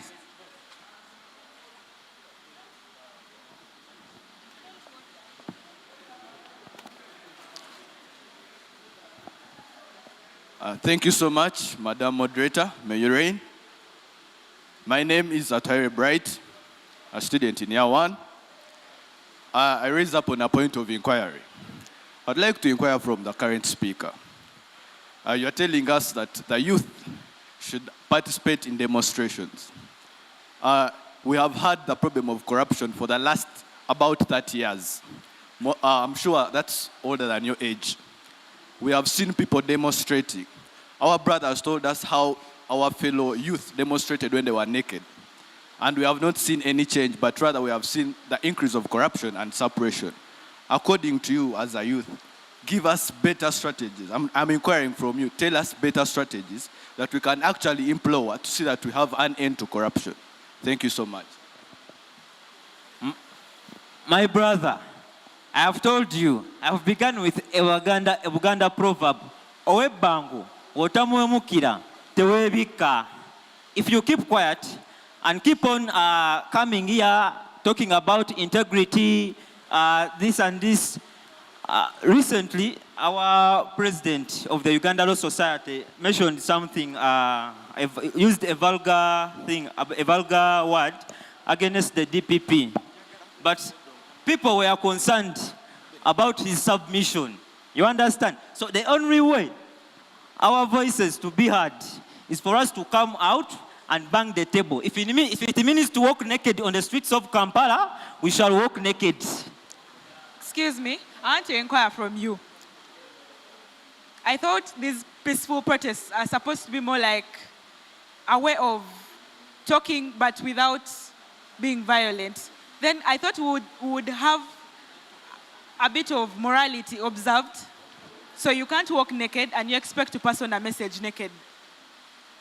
So what's your take on that?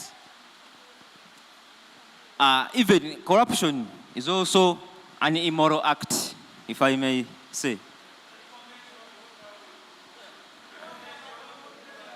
So we also have to be immoral. I'll take a point of order. Point of order. Where is the point of order? Thank you so much, Madam Moderator. For purposes of record, my name is Mwanika Albert, a second-year law student. Madam Moderator, we have labored to listen to the current speaker here right now. He told us to pick guns, we kept quiet. I don't know whether he wants us to overthrow the government. Again, the same person is telling us to go for peaceful demonstration. The same person is telling us, even if it means to go naked, we can go. Madam Moderator, is it in order for the current speaker to keep on pushing us the other side? Instead of him giving us solutions, Madam Moderator, if it's not in order, let him step down because these launch padders have many submissions to submit. Thank you so much, Madam Moderator. Thank you so much. You've heard what he had to say. So your time has expired. So I would like to invite another submission. Thank you so much, Madam Moderator. I beg to I'll submit. take another submission from behind Ringo Wadada.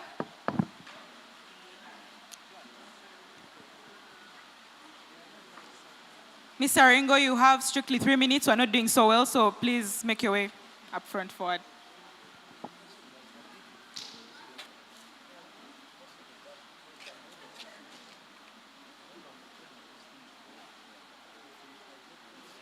You have strictly 3 minutes to dissect the topic. 2 minutes protected, 1 minute unprotected. Your time starts now.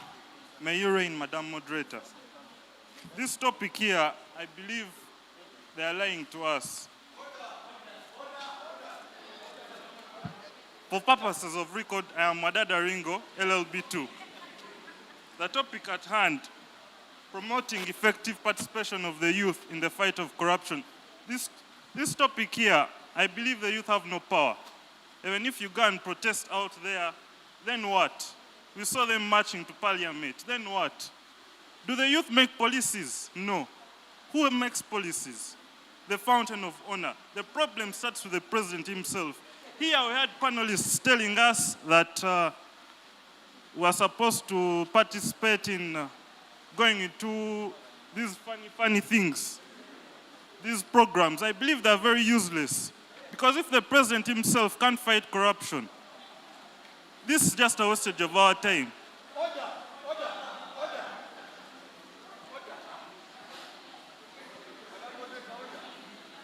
I still have my protected time. Are we taking them up? Proceed. I proceed. I'll let you know when we can take the point of order. We saw here one of the panelists telling us we should get involved into going into parliament elections. Does she know how much an election costs for you to run for an election? I'm taking the point of order. Point of order, I'm taking it. Yes, yes, please. Down with the mic. Thank you very much, Madam Moderator. Once again, my name is Chinobere. Madam Moderator, before us we have a gentleman who put up his arm with the purpose of submitting. But as time has gone on, we have realized that he has no submission. He comes here and he tells us that what we are doing here today is useless. Madam Moderator, I disagree. This house cannot be lowered to that extent. People came here with well-researched information. We have listened to different panels. We came here for solutions. We did not come here to be belittled or given something else. Madam Moderator, if the current speaker does not have a submission, I beg that he's given a few minutes of fresh air somewhere else so that he can recollect himself and come back with a submission. Thank you very much. Thank you so much. Use 30 seconds to summarize what you want to say. Use 30 seconds to summarize what you want to say. Are you seeing? These are the distractions. I'm going to give you my solutions. These are some of the distractions. Because I'm telling you, even if here you come and submit, let's march, let's go do this, let's join some of these foundations, it's a wastage of time. Then what? Then what? That's the question. After you marching to parliament, then what? Then what? Now, is there? Now, some of the solutions I'm going to give are the youth should start voting. The voter turnout, we have the power.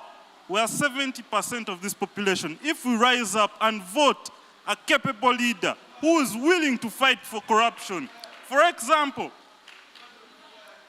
for purposes of my protection, I don't want to be biased, but you know the leader. Thank you so much. Thank you so much for your submission.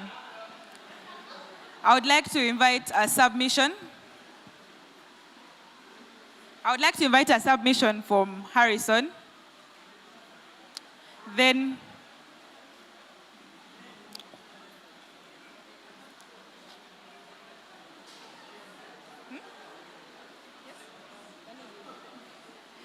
well, there is a request to the House for gender balance. Yes, I'm going to take those submissions. The lady. All right, you will have strictly 2 minutes. We're not doing so well, so make your submission in 2 minutes. 1 minute protected, 1 minute unprotected. Thank you so much, Madam Speaker. May you reign. For purposes of record, I'm Harrison Richard Maganda, and I'm a student in second year, and I'm doing law. I'm a student also of political education, and I would like to submit on facts. To the office of the IG, a riot is a voice of the aggrieved. However, to my youth, we need to understand the aspect that we are under a totalitarian government. And what does it mean being under a totalitarian government?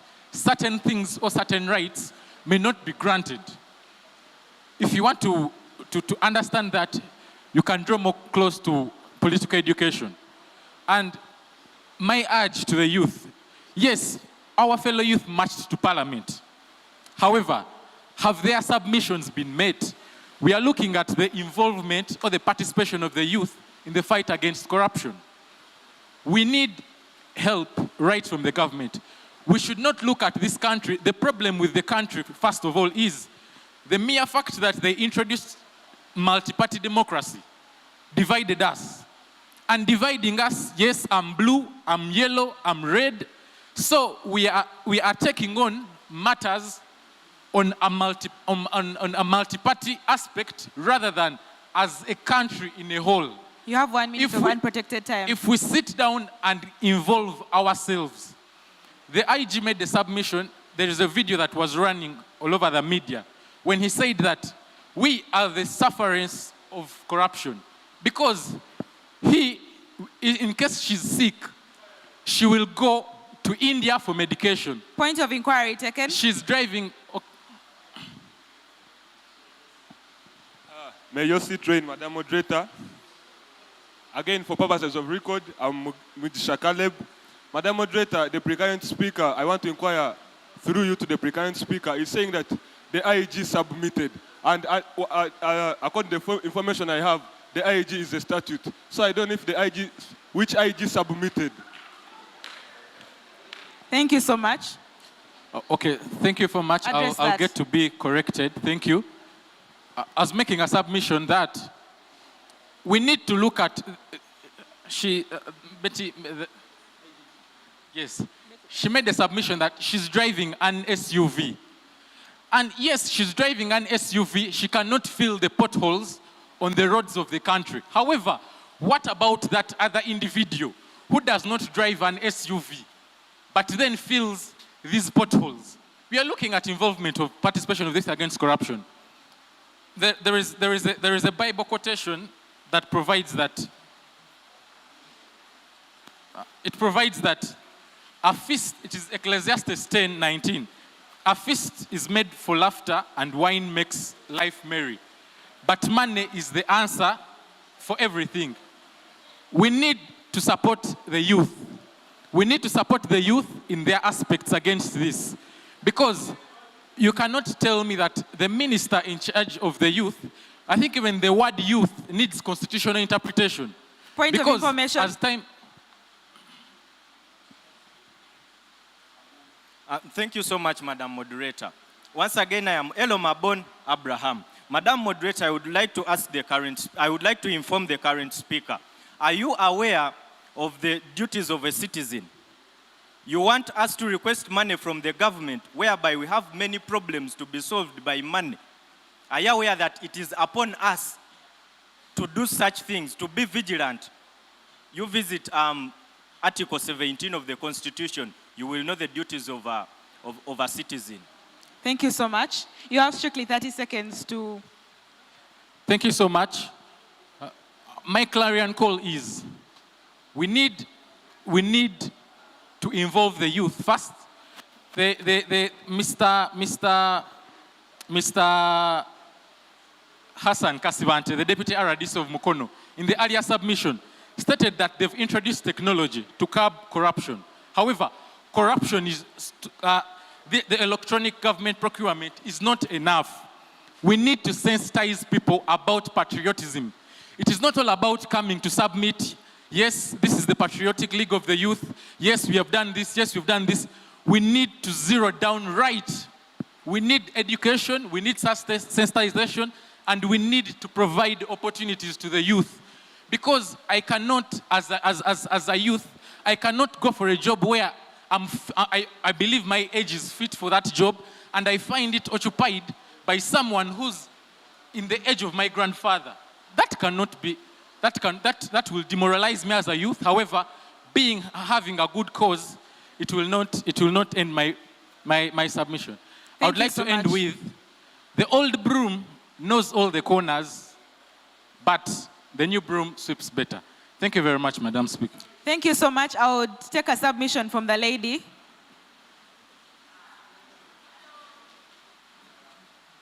Let's appreciate the lady.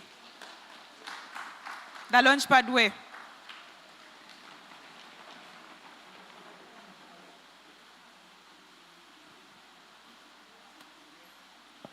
Thank you for representing the gender. You're welcome. You have strictly 2 minutes. Make your submission. 1 minute is protected, 1 minute is unprotected. Much obliged. My name is Bira Diana Ainebiona, an LLB2 student in stream B. May you reign, Madam Moderator. My point in regards to the theme today is a social point of fact or a social point of view. As it was earlier stated by Ms. Birinjira, she was giving a point about integrity. First, I will inform the House what integrity is in my understanding.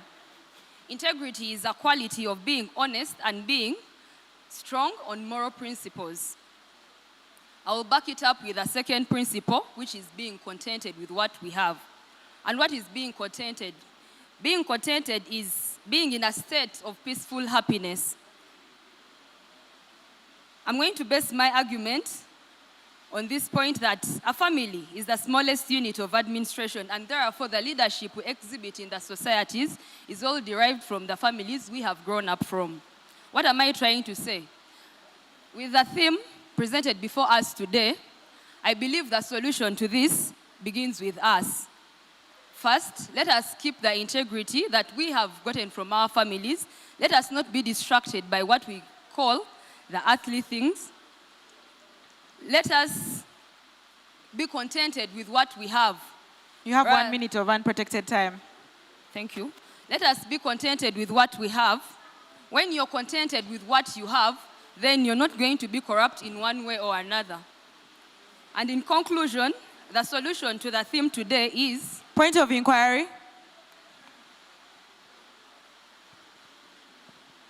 Thank you.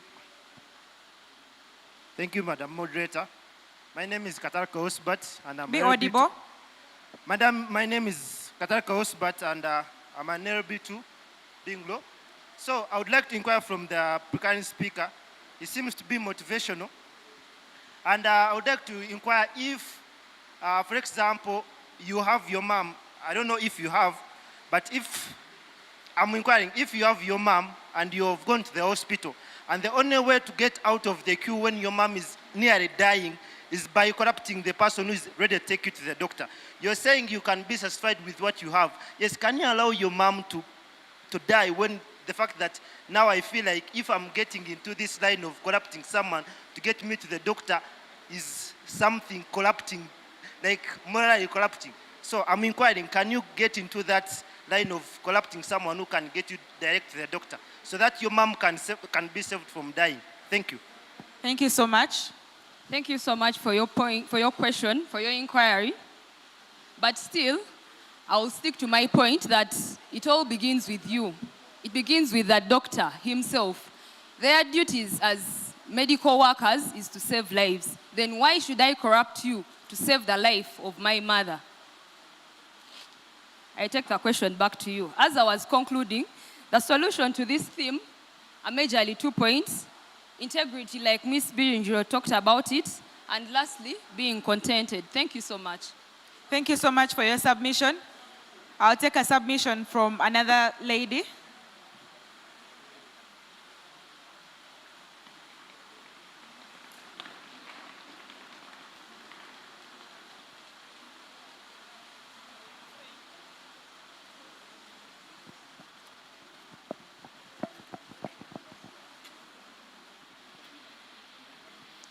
You have strictly 2 minutes, 1 minute protected, 1 unprotected. My name is Naukara Desire Kasozi, year 1 student. So on this theme, I would like to say that What's the theme?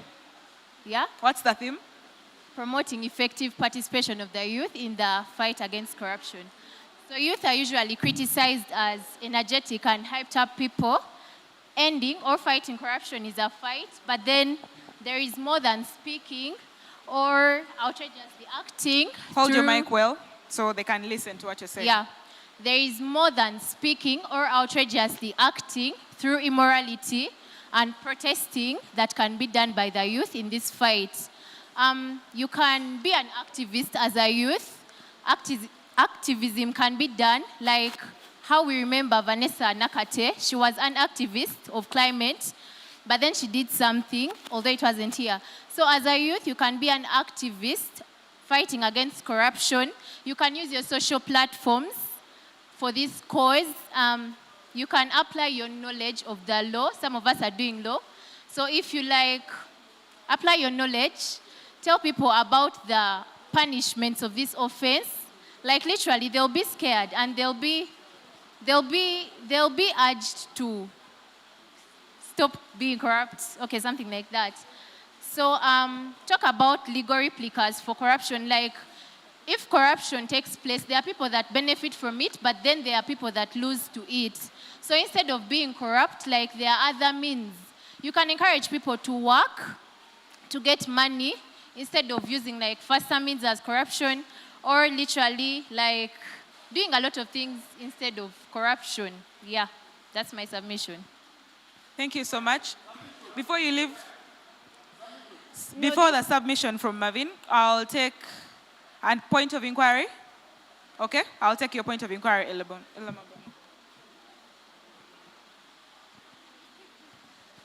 Thank you so much, Madam Moderator. In this house, you are the law. In this house, you are the fountain of honor. In this house, you rule this house, Madam Moderator. Madam Moderator, my question goes to the current speaker. There is a situation that happens with the youth. They go to protest against corruption, but they still pay a bribe to be released by the police officer. What is the solution you would give to us? Thank you so much. This is what I said in my submission, that there are more ways of fighting corruption or ending corruption by the youth rather than protesting or fighting or outrageously acting in immoral ways. Because those are the things that lead you to being imprisoned, you get. Yes. Thank you so much. Thank you so much. You're welcome. I'll take a submission from Marvin. You can go.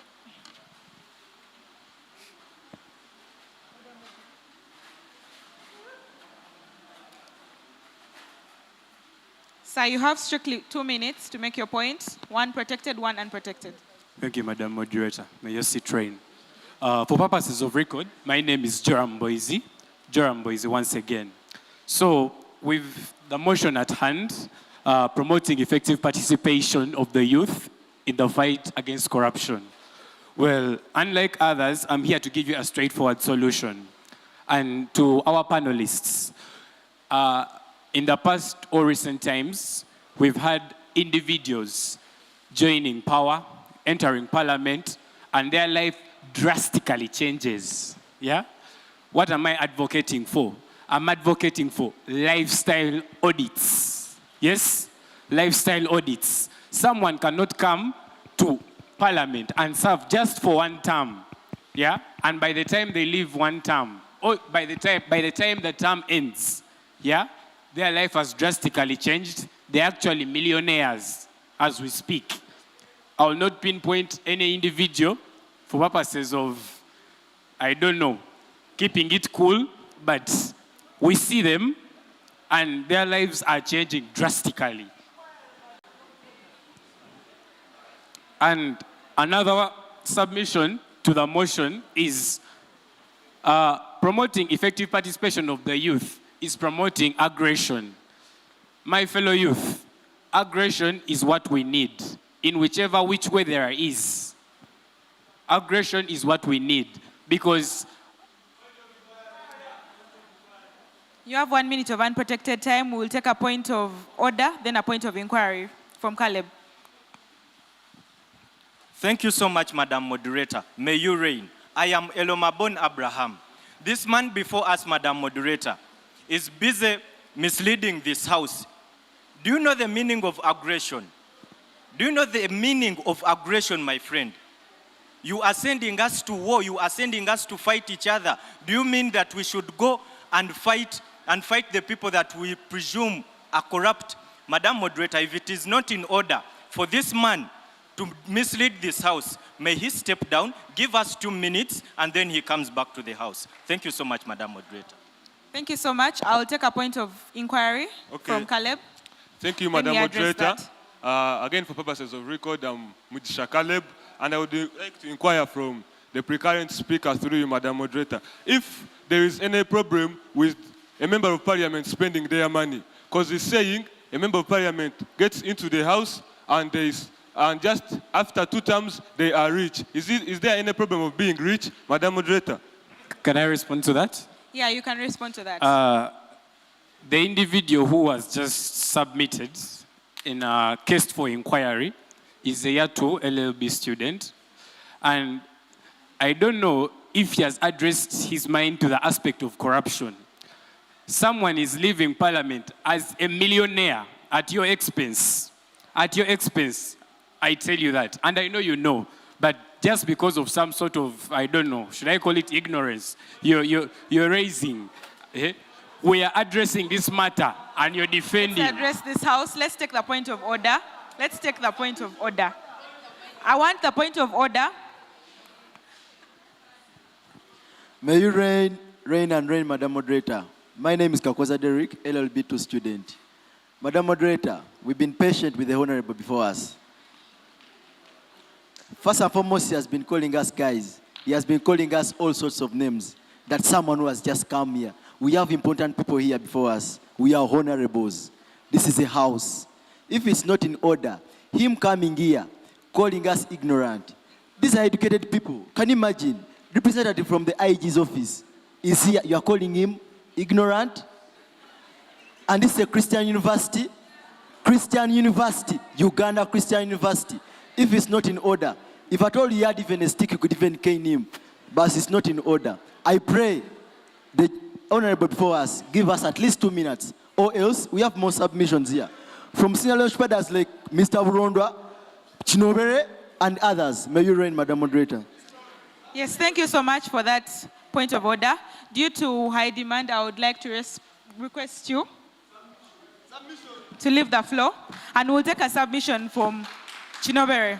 Much obliged. Thank you.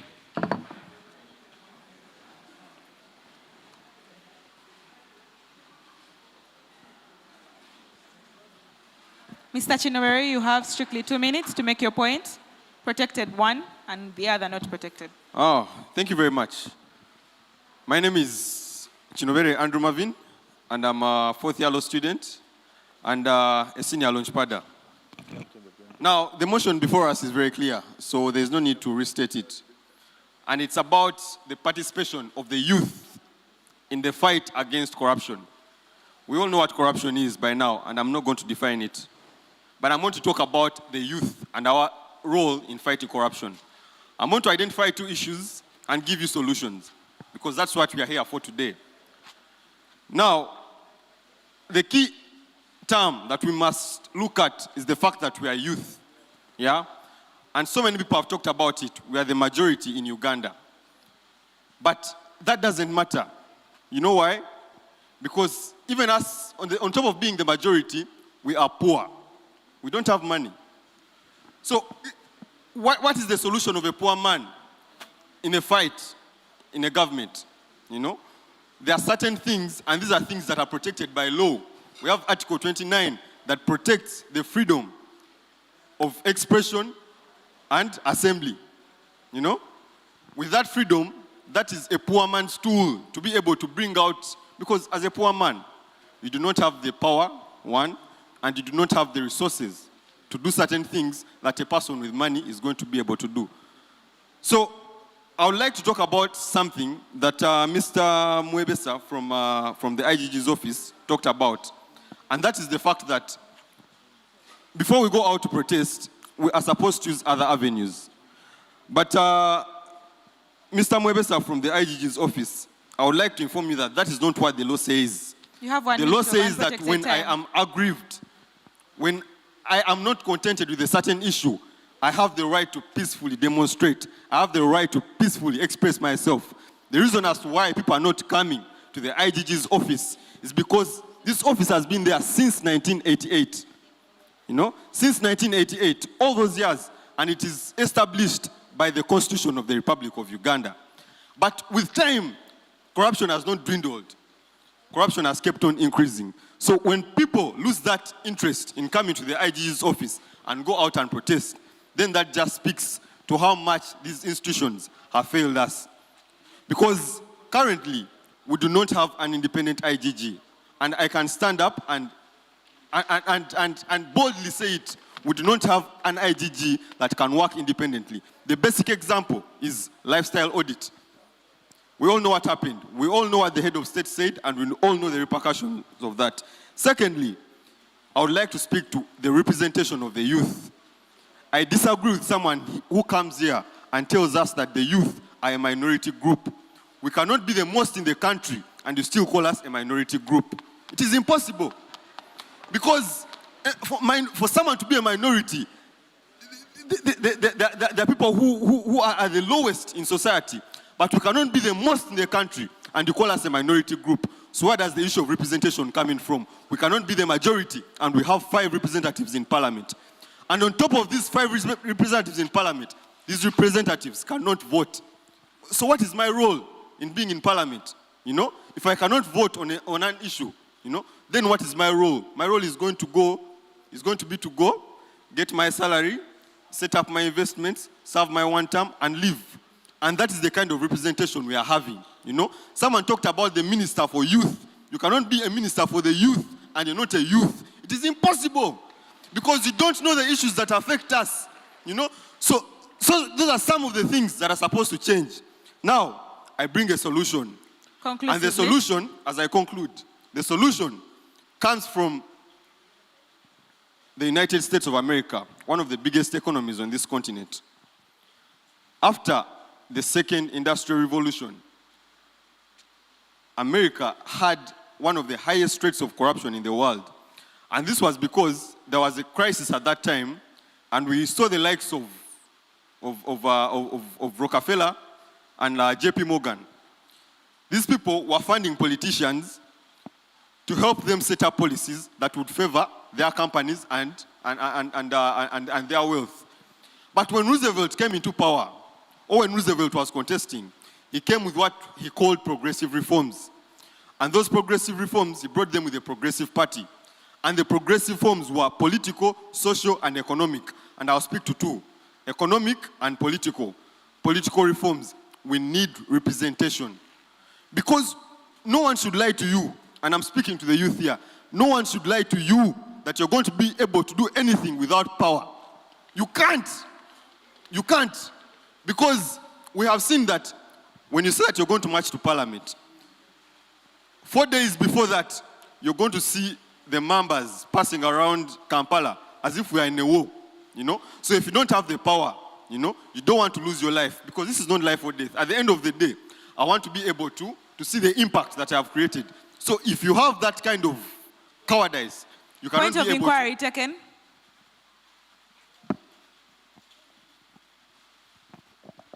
Thank you so much, Madam Moderator. Again, my name is Atari Bright. I have an inquiry to the current speaker. He's telling us about youth representation. I would like to ask from him. We are having youth MPs. We are having the National Youth Council. That's all representation. So I'm asking from him, what more kind of representation do we need so that we can see an end to a disease that has lasted for so many years when we still have the existence of such representation? It's an inquiry. Okay, thank you very much for that inquiry, and I'll answer to it. You see, you seem to know the structures very well, but I don't think you know how they operate. I have just told you here that you have 5 members of parliament in parliament representing you as a youth, but they cannot vote, and they only have 1 term in parliament. You know the repercussions of that? You have a National Youth Council that has now been merged with the ministry. I hope you're aware, you know. But in the National Youth Council, you know, even in the current National Youth Council, you know, and I'll say this without fear or favor, it has completely failed us. You know why? It is because they do not have a way of implementing anything. They don't have that way. So we are not having effective representation, you know. Point of information.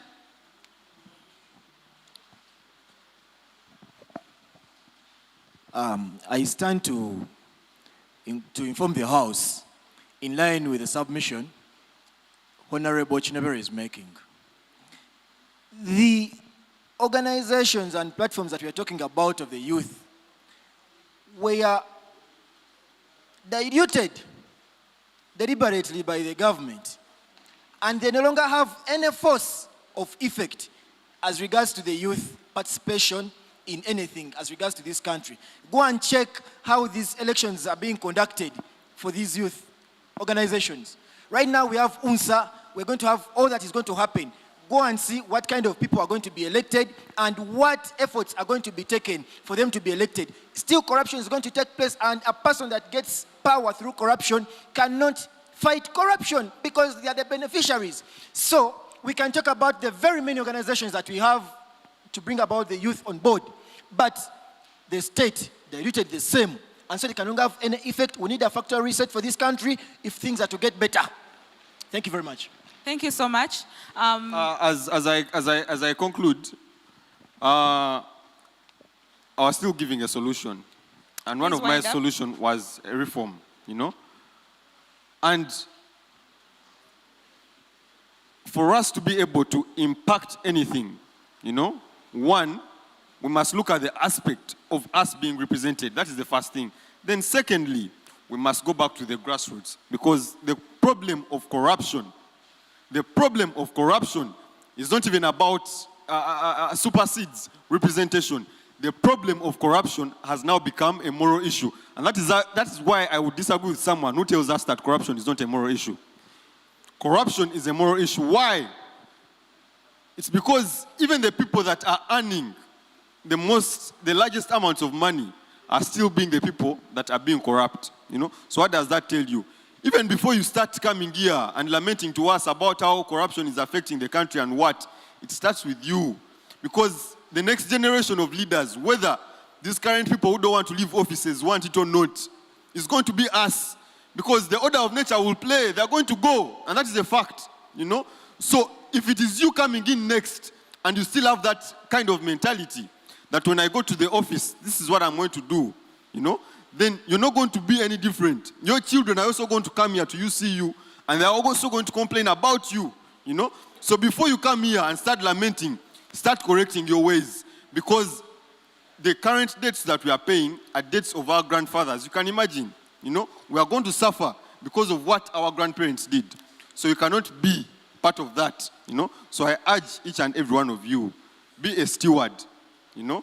Be the first level at which corruption is fought. Thank you so much. Thank you very much. I'll take a submission from the former president of the Launchpad Debate Club, Mr. Fred.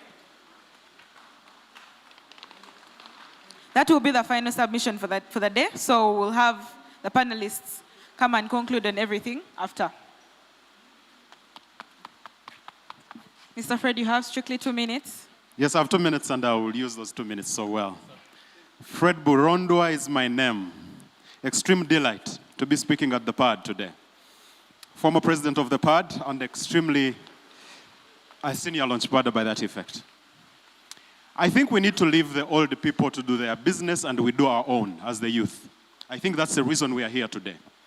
The youth have a voice.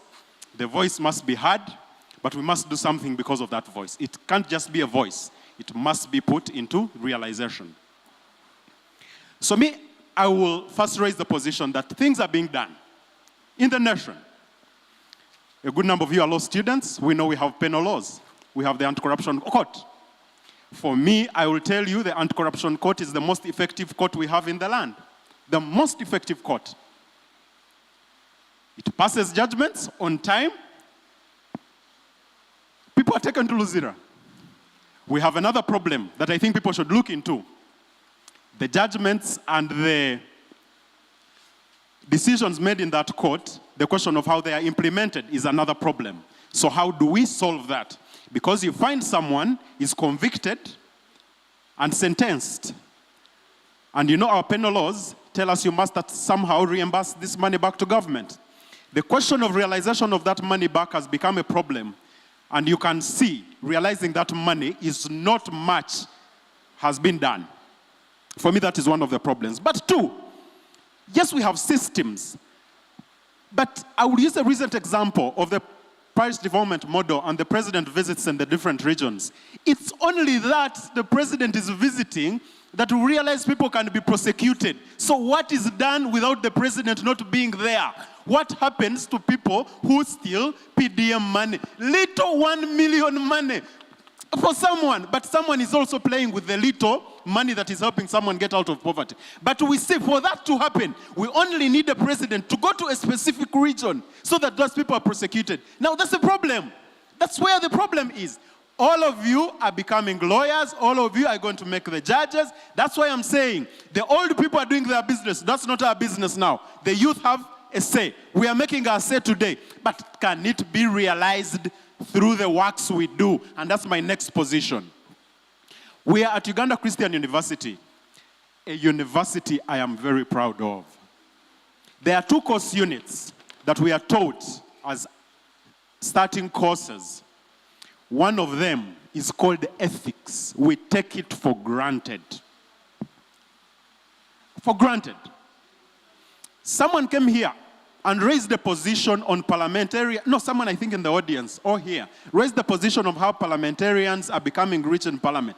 For me, I have no problem with someone becoming rich. I have a problem here.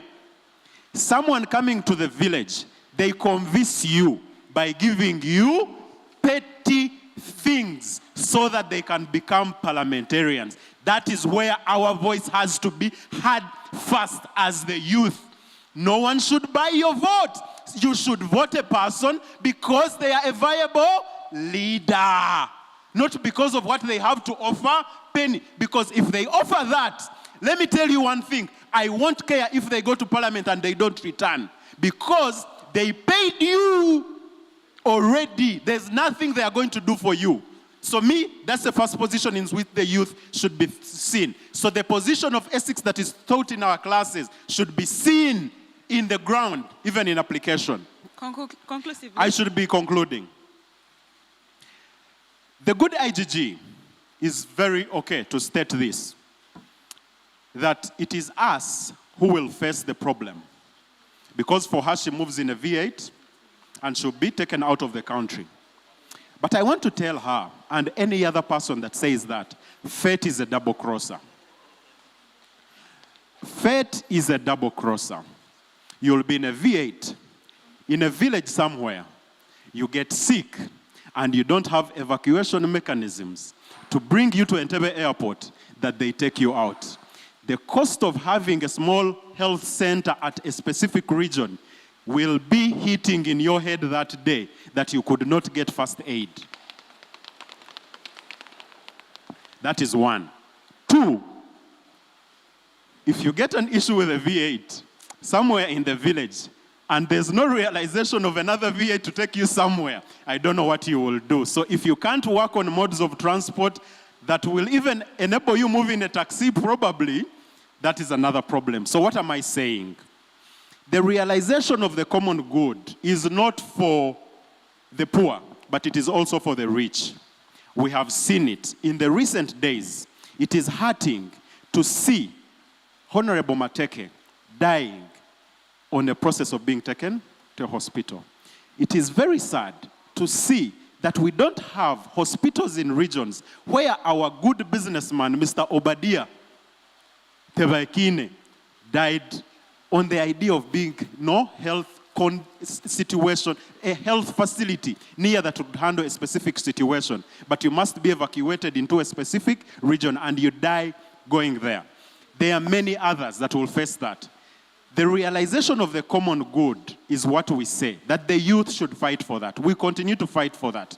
That it should be realized at the small level, should be realized and should be seen to be working. I hope our voice can be heard.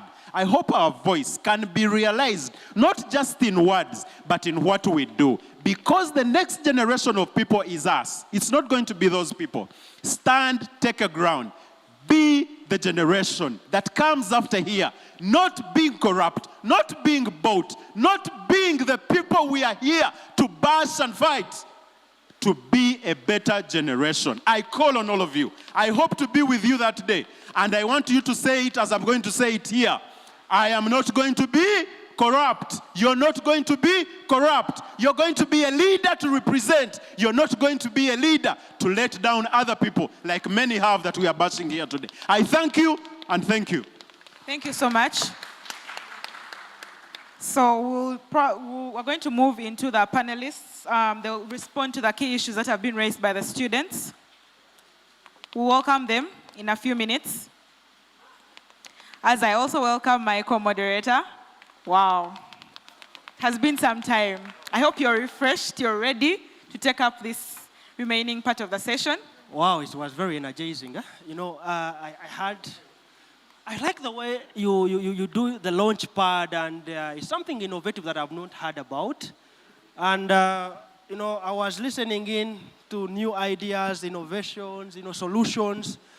I mean, that fills into the conversation that we had, if you remember, where we're talking about having a generation that can, offer solutions to our problems. But if you hear these people speak, it shows that the young people know what they want.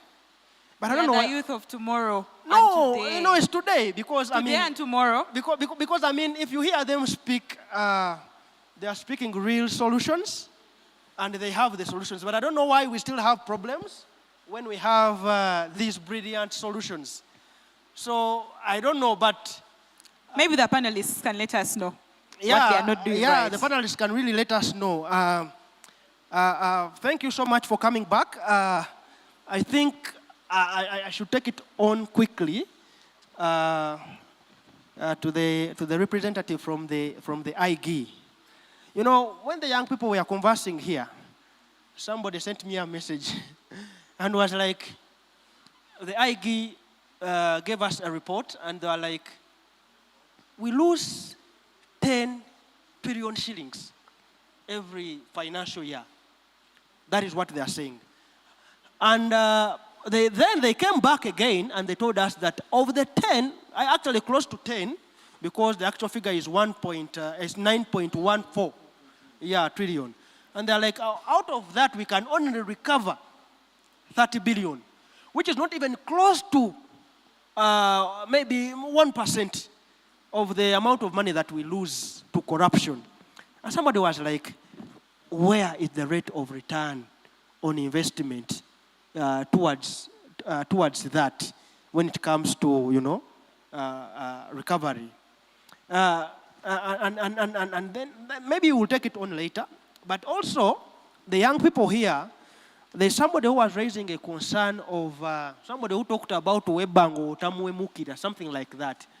That showed that there is a gap in connectivity, having a connectivity between how you lay your information to people to really appreciate that you really exist, to an extent of people coming up, okubawe mukira, let me say that, if you understand Luganda, like to become vulgar, like how you saw them on the streets and everything like that. It's like maybe because they did not see any kind of tangible kind of way how they can really connect with you.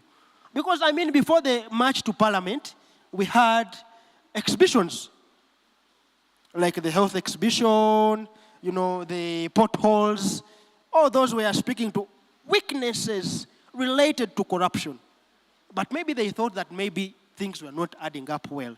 And I really thank the young people. They had solutions, a lot of solutions, proposals, but still with this brilliancy level of submission, proposing ideas to solve the problems we have, but we still have the challenges.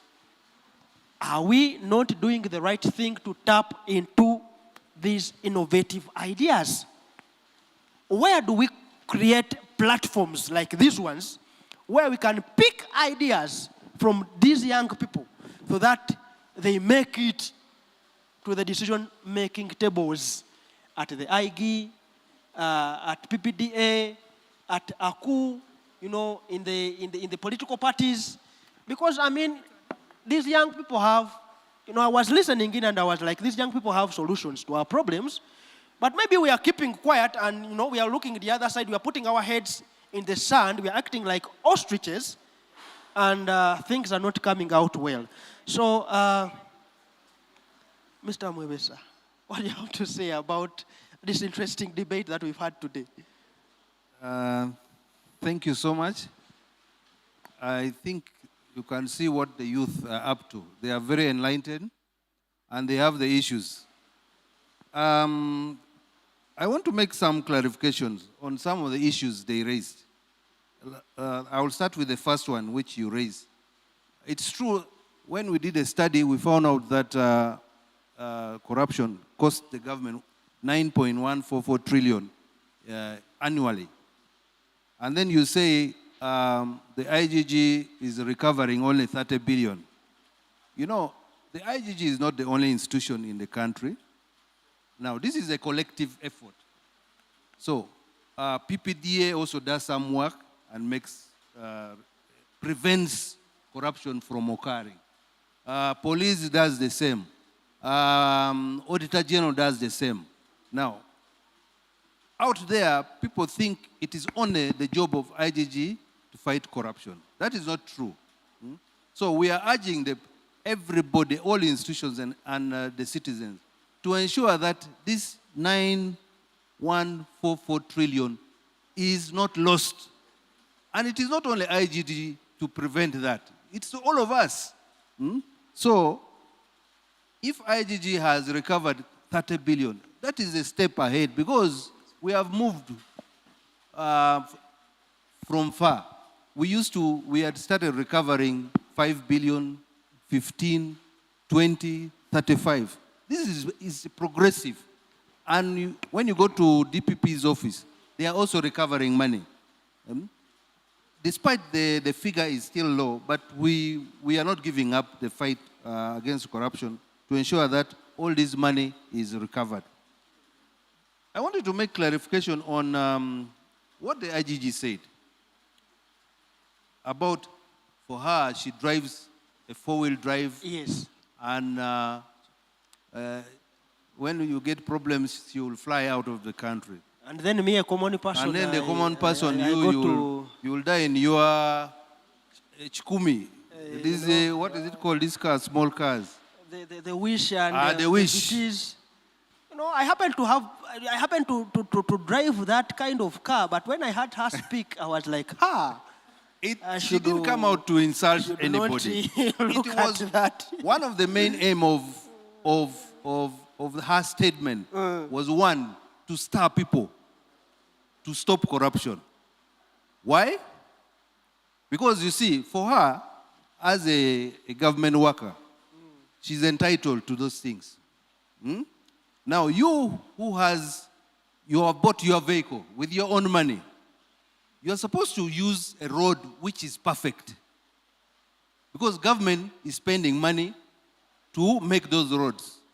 Now, if there are potholes on those roads, you are going to be taking your car every week to the garage, spending the little money you have in your pocket. But Mr. Mwebesa, at the end of the day, I'm the taxpayer. Yes, that is why. Better for that's why the IGG is saying, stand up, let that road be okay. Don't get an accident because government has failed to make that road perfect for you to move. Because you with your vehicle, small vehicle, you should ensure you move, you go to the hospitals and find the drugs there. The drugs should be there. You go to a school, you should get the necessary education. So it was not meant that she was bragging that for her she has a vehicle. No, it was to stir the public to ensure that they come out and they raise up. And this is what you are doing, which we agree with. This topic, you know why we came out with this topic? It was after that riot when you went to Parliament, the youth. The march to Parliament. It is as a result of the march to Parliament. So we said, how can we involve the youth to ensure that we listen to their voice? We said, no, let us go in these institutions of learning and hear what they have to say so that we get these views and then go to Parliament, to the cabinet, and discuss with them. So it is not that I'm stopping the youth from doing whatever you do, but there are so many avenues which you can use to achieve what you desire. Mr. Mwebesa, your parting shots as we conclude? So I want to urge the youth to be actively involved. On the issues of lifestyle audit, let me just also make clarification. People are always making, saying, you see, the president stopped IGG from implementing. That time when we launched that program, what did the president say? Indeed, he cautioned the IGG, go slow. But he went ahead and signed the program. And the IGG is implementing the program. However, we are also putting in place the framework and the guidelines so that we do the lifestyle audit in a proper manner. So it is not that the president stopped the lifestyle audit. We are implementing that lifestyle audit. And the lifestyle audit also depends on the citizens, because you are the ones who know what these people have. I may not know who is, for example, if somebody here is in Mukono, what he has. So you people are the ones who know. So we are going to be partners with the public so that they give us information and we implement the lifestyle audit. Okay, thank you so much on that point. So allow me bring in Doctor. The young people have spoken. What was your observation and what do you make of their submissions? Yeah, thank you, Alvin. First of all, I want to thank the young people for speaking out. This has been our request to you to participate in the fight. So I commend the organizers of this engagement. We welcome such interactions because they are making a contribution towards the fight against corruption. We've heard a lot of proposals for intervention, and we've captured them, and I know they'll come out in the report from this engagement. Like I told you earlier, we, the anti-corruption agencies, have a collaboration where we share these ideas. And going by the collaboration interventions, we'll be able to see how far we can go into implementing these ideas. For example, we also have interventions to name and shame. Somebody said, Webango, Botomwemukira. Name and shame is what we usually do for those wrongdoers. We publicize in the papers. We only have to do it more going forward, since we are getting this feedback, that probably that will lead to eradication of corruption in the country. Then as PPDA, you've heard about suspensions. We usually get some complaints from the ministries, departments, agencies, and local governments, but also other stakeholders. If at all you have a complaint, for example, against a provider of a public service, you can always submit it to PPDA. We do our investigation, we hear them, and if the complaint has substance, we always suspend for a period of between 1 year to 5 years. And just imagine a provider not having work for example, 3 years. That sends a message to others that you have to be prudent in what you do when it comes to public works. Then lastly, moderator, the issue of mindset. Yes. Mindset change is very important.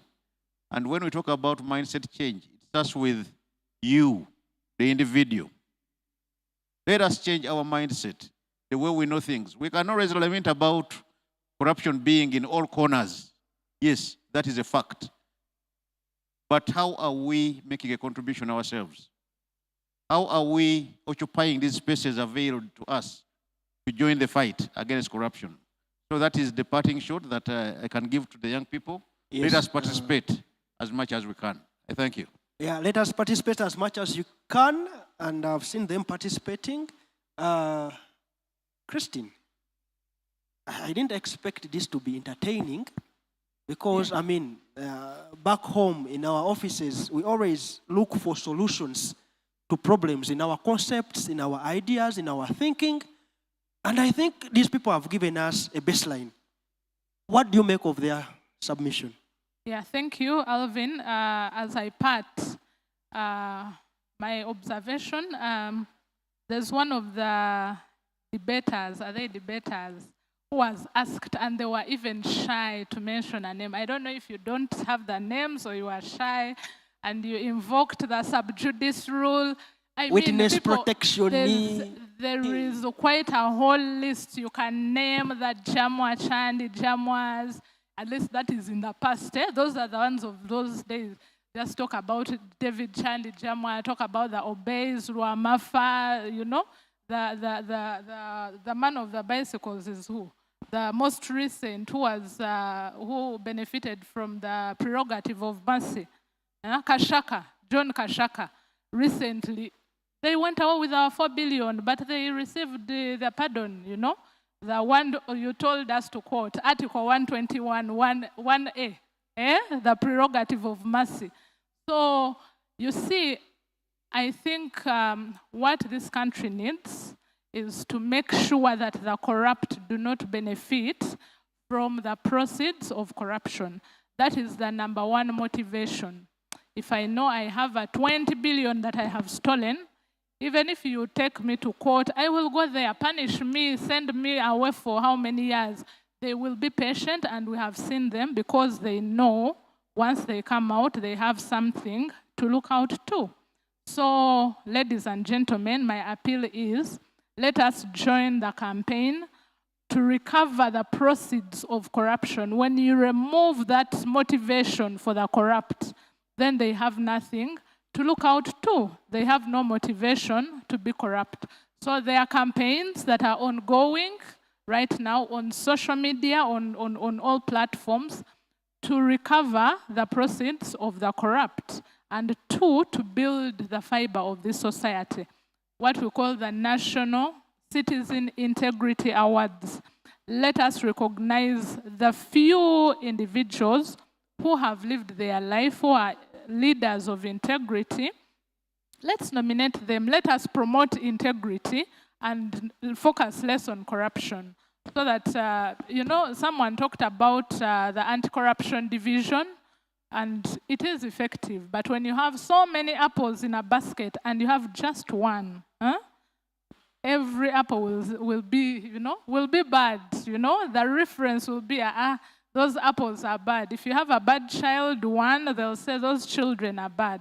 So let us see how to promote integrity. Let us join the campaign, because we cannot fight corruption alone. You can't fight it single-handedly.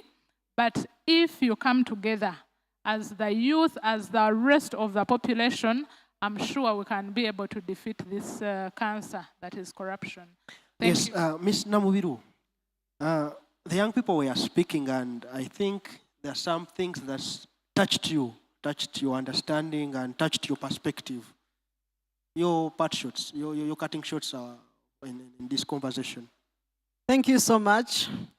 One thing I would urge as solutions to our the youth participation: one, join a political party. First of all, it will nurture you and it will move you miles. And it will direct you on how to influence policies. That is number one. Then number two, we are talking about the youth march to parliament. If it did not work, what other measures would you have implemented? I represent the Jewish fraternity on the Interreligious Council. When that incident happened, we called the youth. You know what they said? We are leaderless, we are faceless, we are... Yes, we wanted to motivate you and give you other avenues that you could use to penetrate. We could work with you in the background. But the youth told us, we are faceless, we are leaderless, so we are not even willing to listen. We wanted to give you other avenues. Take the campaign on social media. Do a press conference, gather in big numbers and air out. But you told us you're faceless and leaderless. How could you be helped if you're not there to listen to your elders? Then Then like the other thing is the National Youth Council and UNSA and everything is not working. Formulate one that will put them in the check. I told you we formed the Interparty Women's Platform to put the National Women Council at check. And we are doing it. And we've moved miles. And we are a threat to WOPA, to any coalition like for women in politics. Why? Because we are doing the needful. So the youth, that the National Youth Council is not working, the UNSA is not working, create one that will put them to task. The other one could be like educating the youth about corruption. They don't come to you. Go to them. Make your proposal. Bomb their offices. Ask for sensitization. They have that money to come to you, to sensitize you, to give you all the information that you need and how to penetrate. I earlier talked about positioning yourselves. Go to them. Ask for these positions. Why I'm telling you to join political parties, they will give you a sense of direction.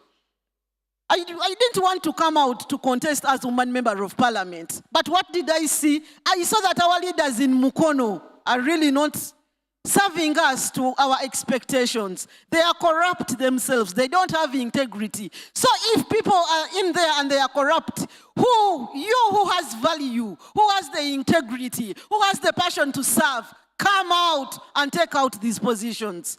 I know I didn't qualify, or I wasn't taken to parliament. But since then, I have influenced women issues in the country. So you can do the same. Then, yes, and lastly, what we can say, the government should give us... In 1 minute? Pardon? In 1 minute. In 1 minute. Yes. Yeah, the other thing that we can do, we need a safe and protective environment. We are saying, we've been told here, to be whistleblowers, to be witness what?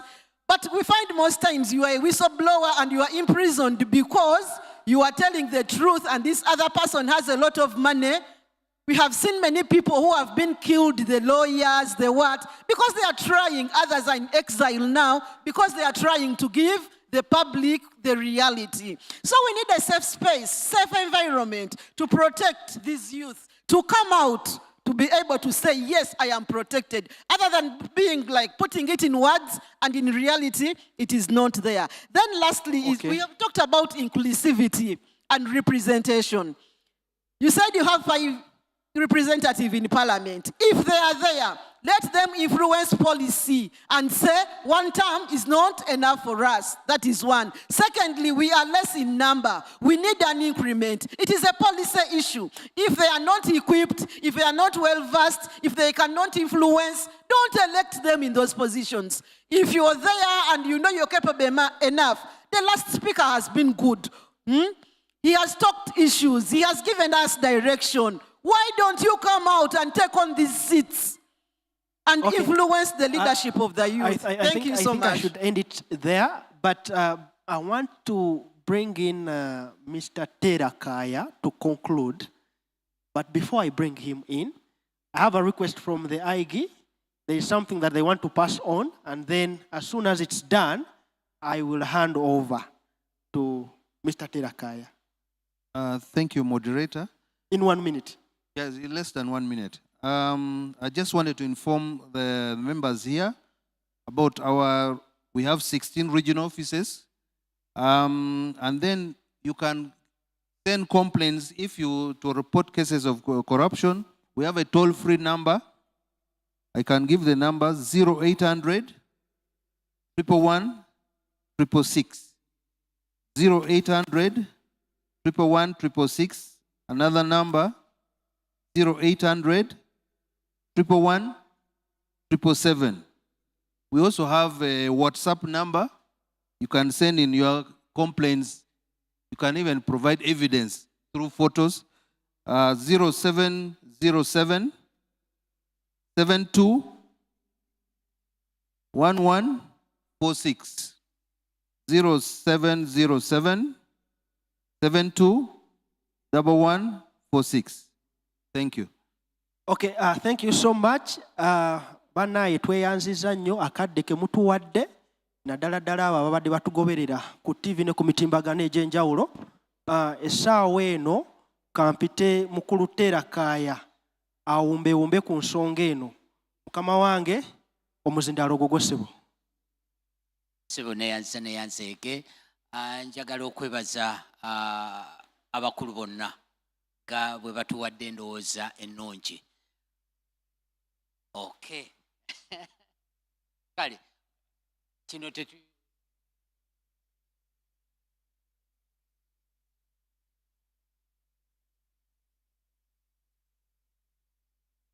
okay.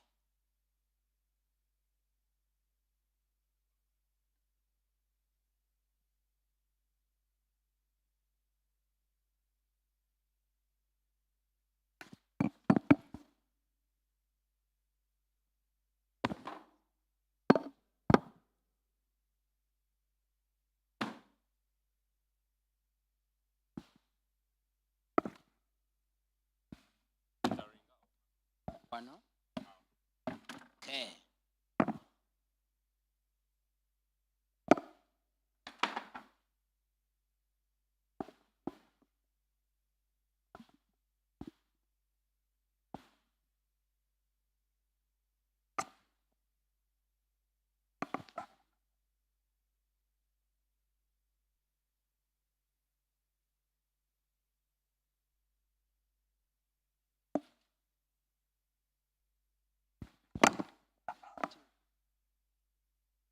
Twagala okwebaza abalaba Bukedde TV emisana lya leero. Tubaaniriza nate ku UCU, University ya Bukristaayo.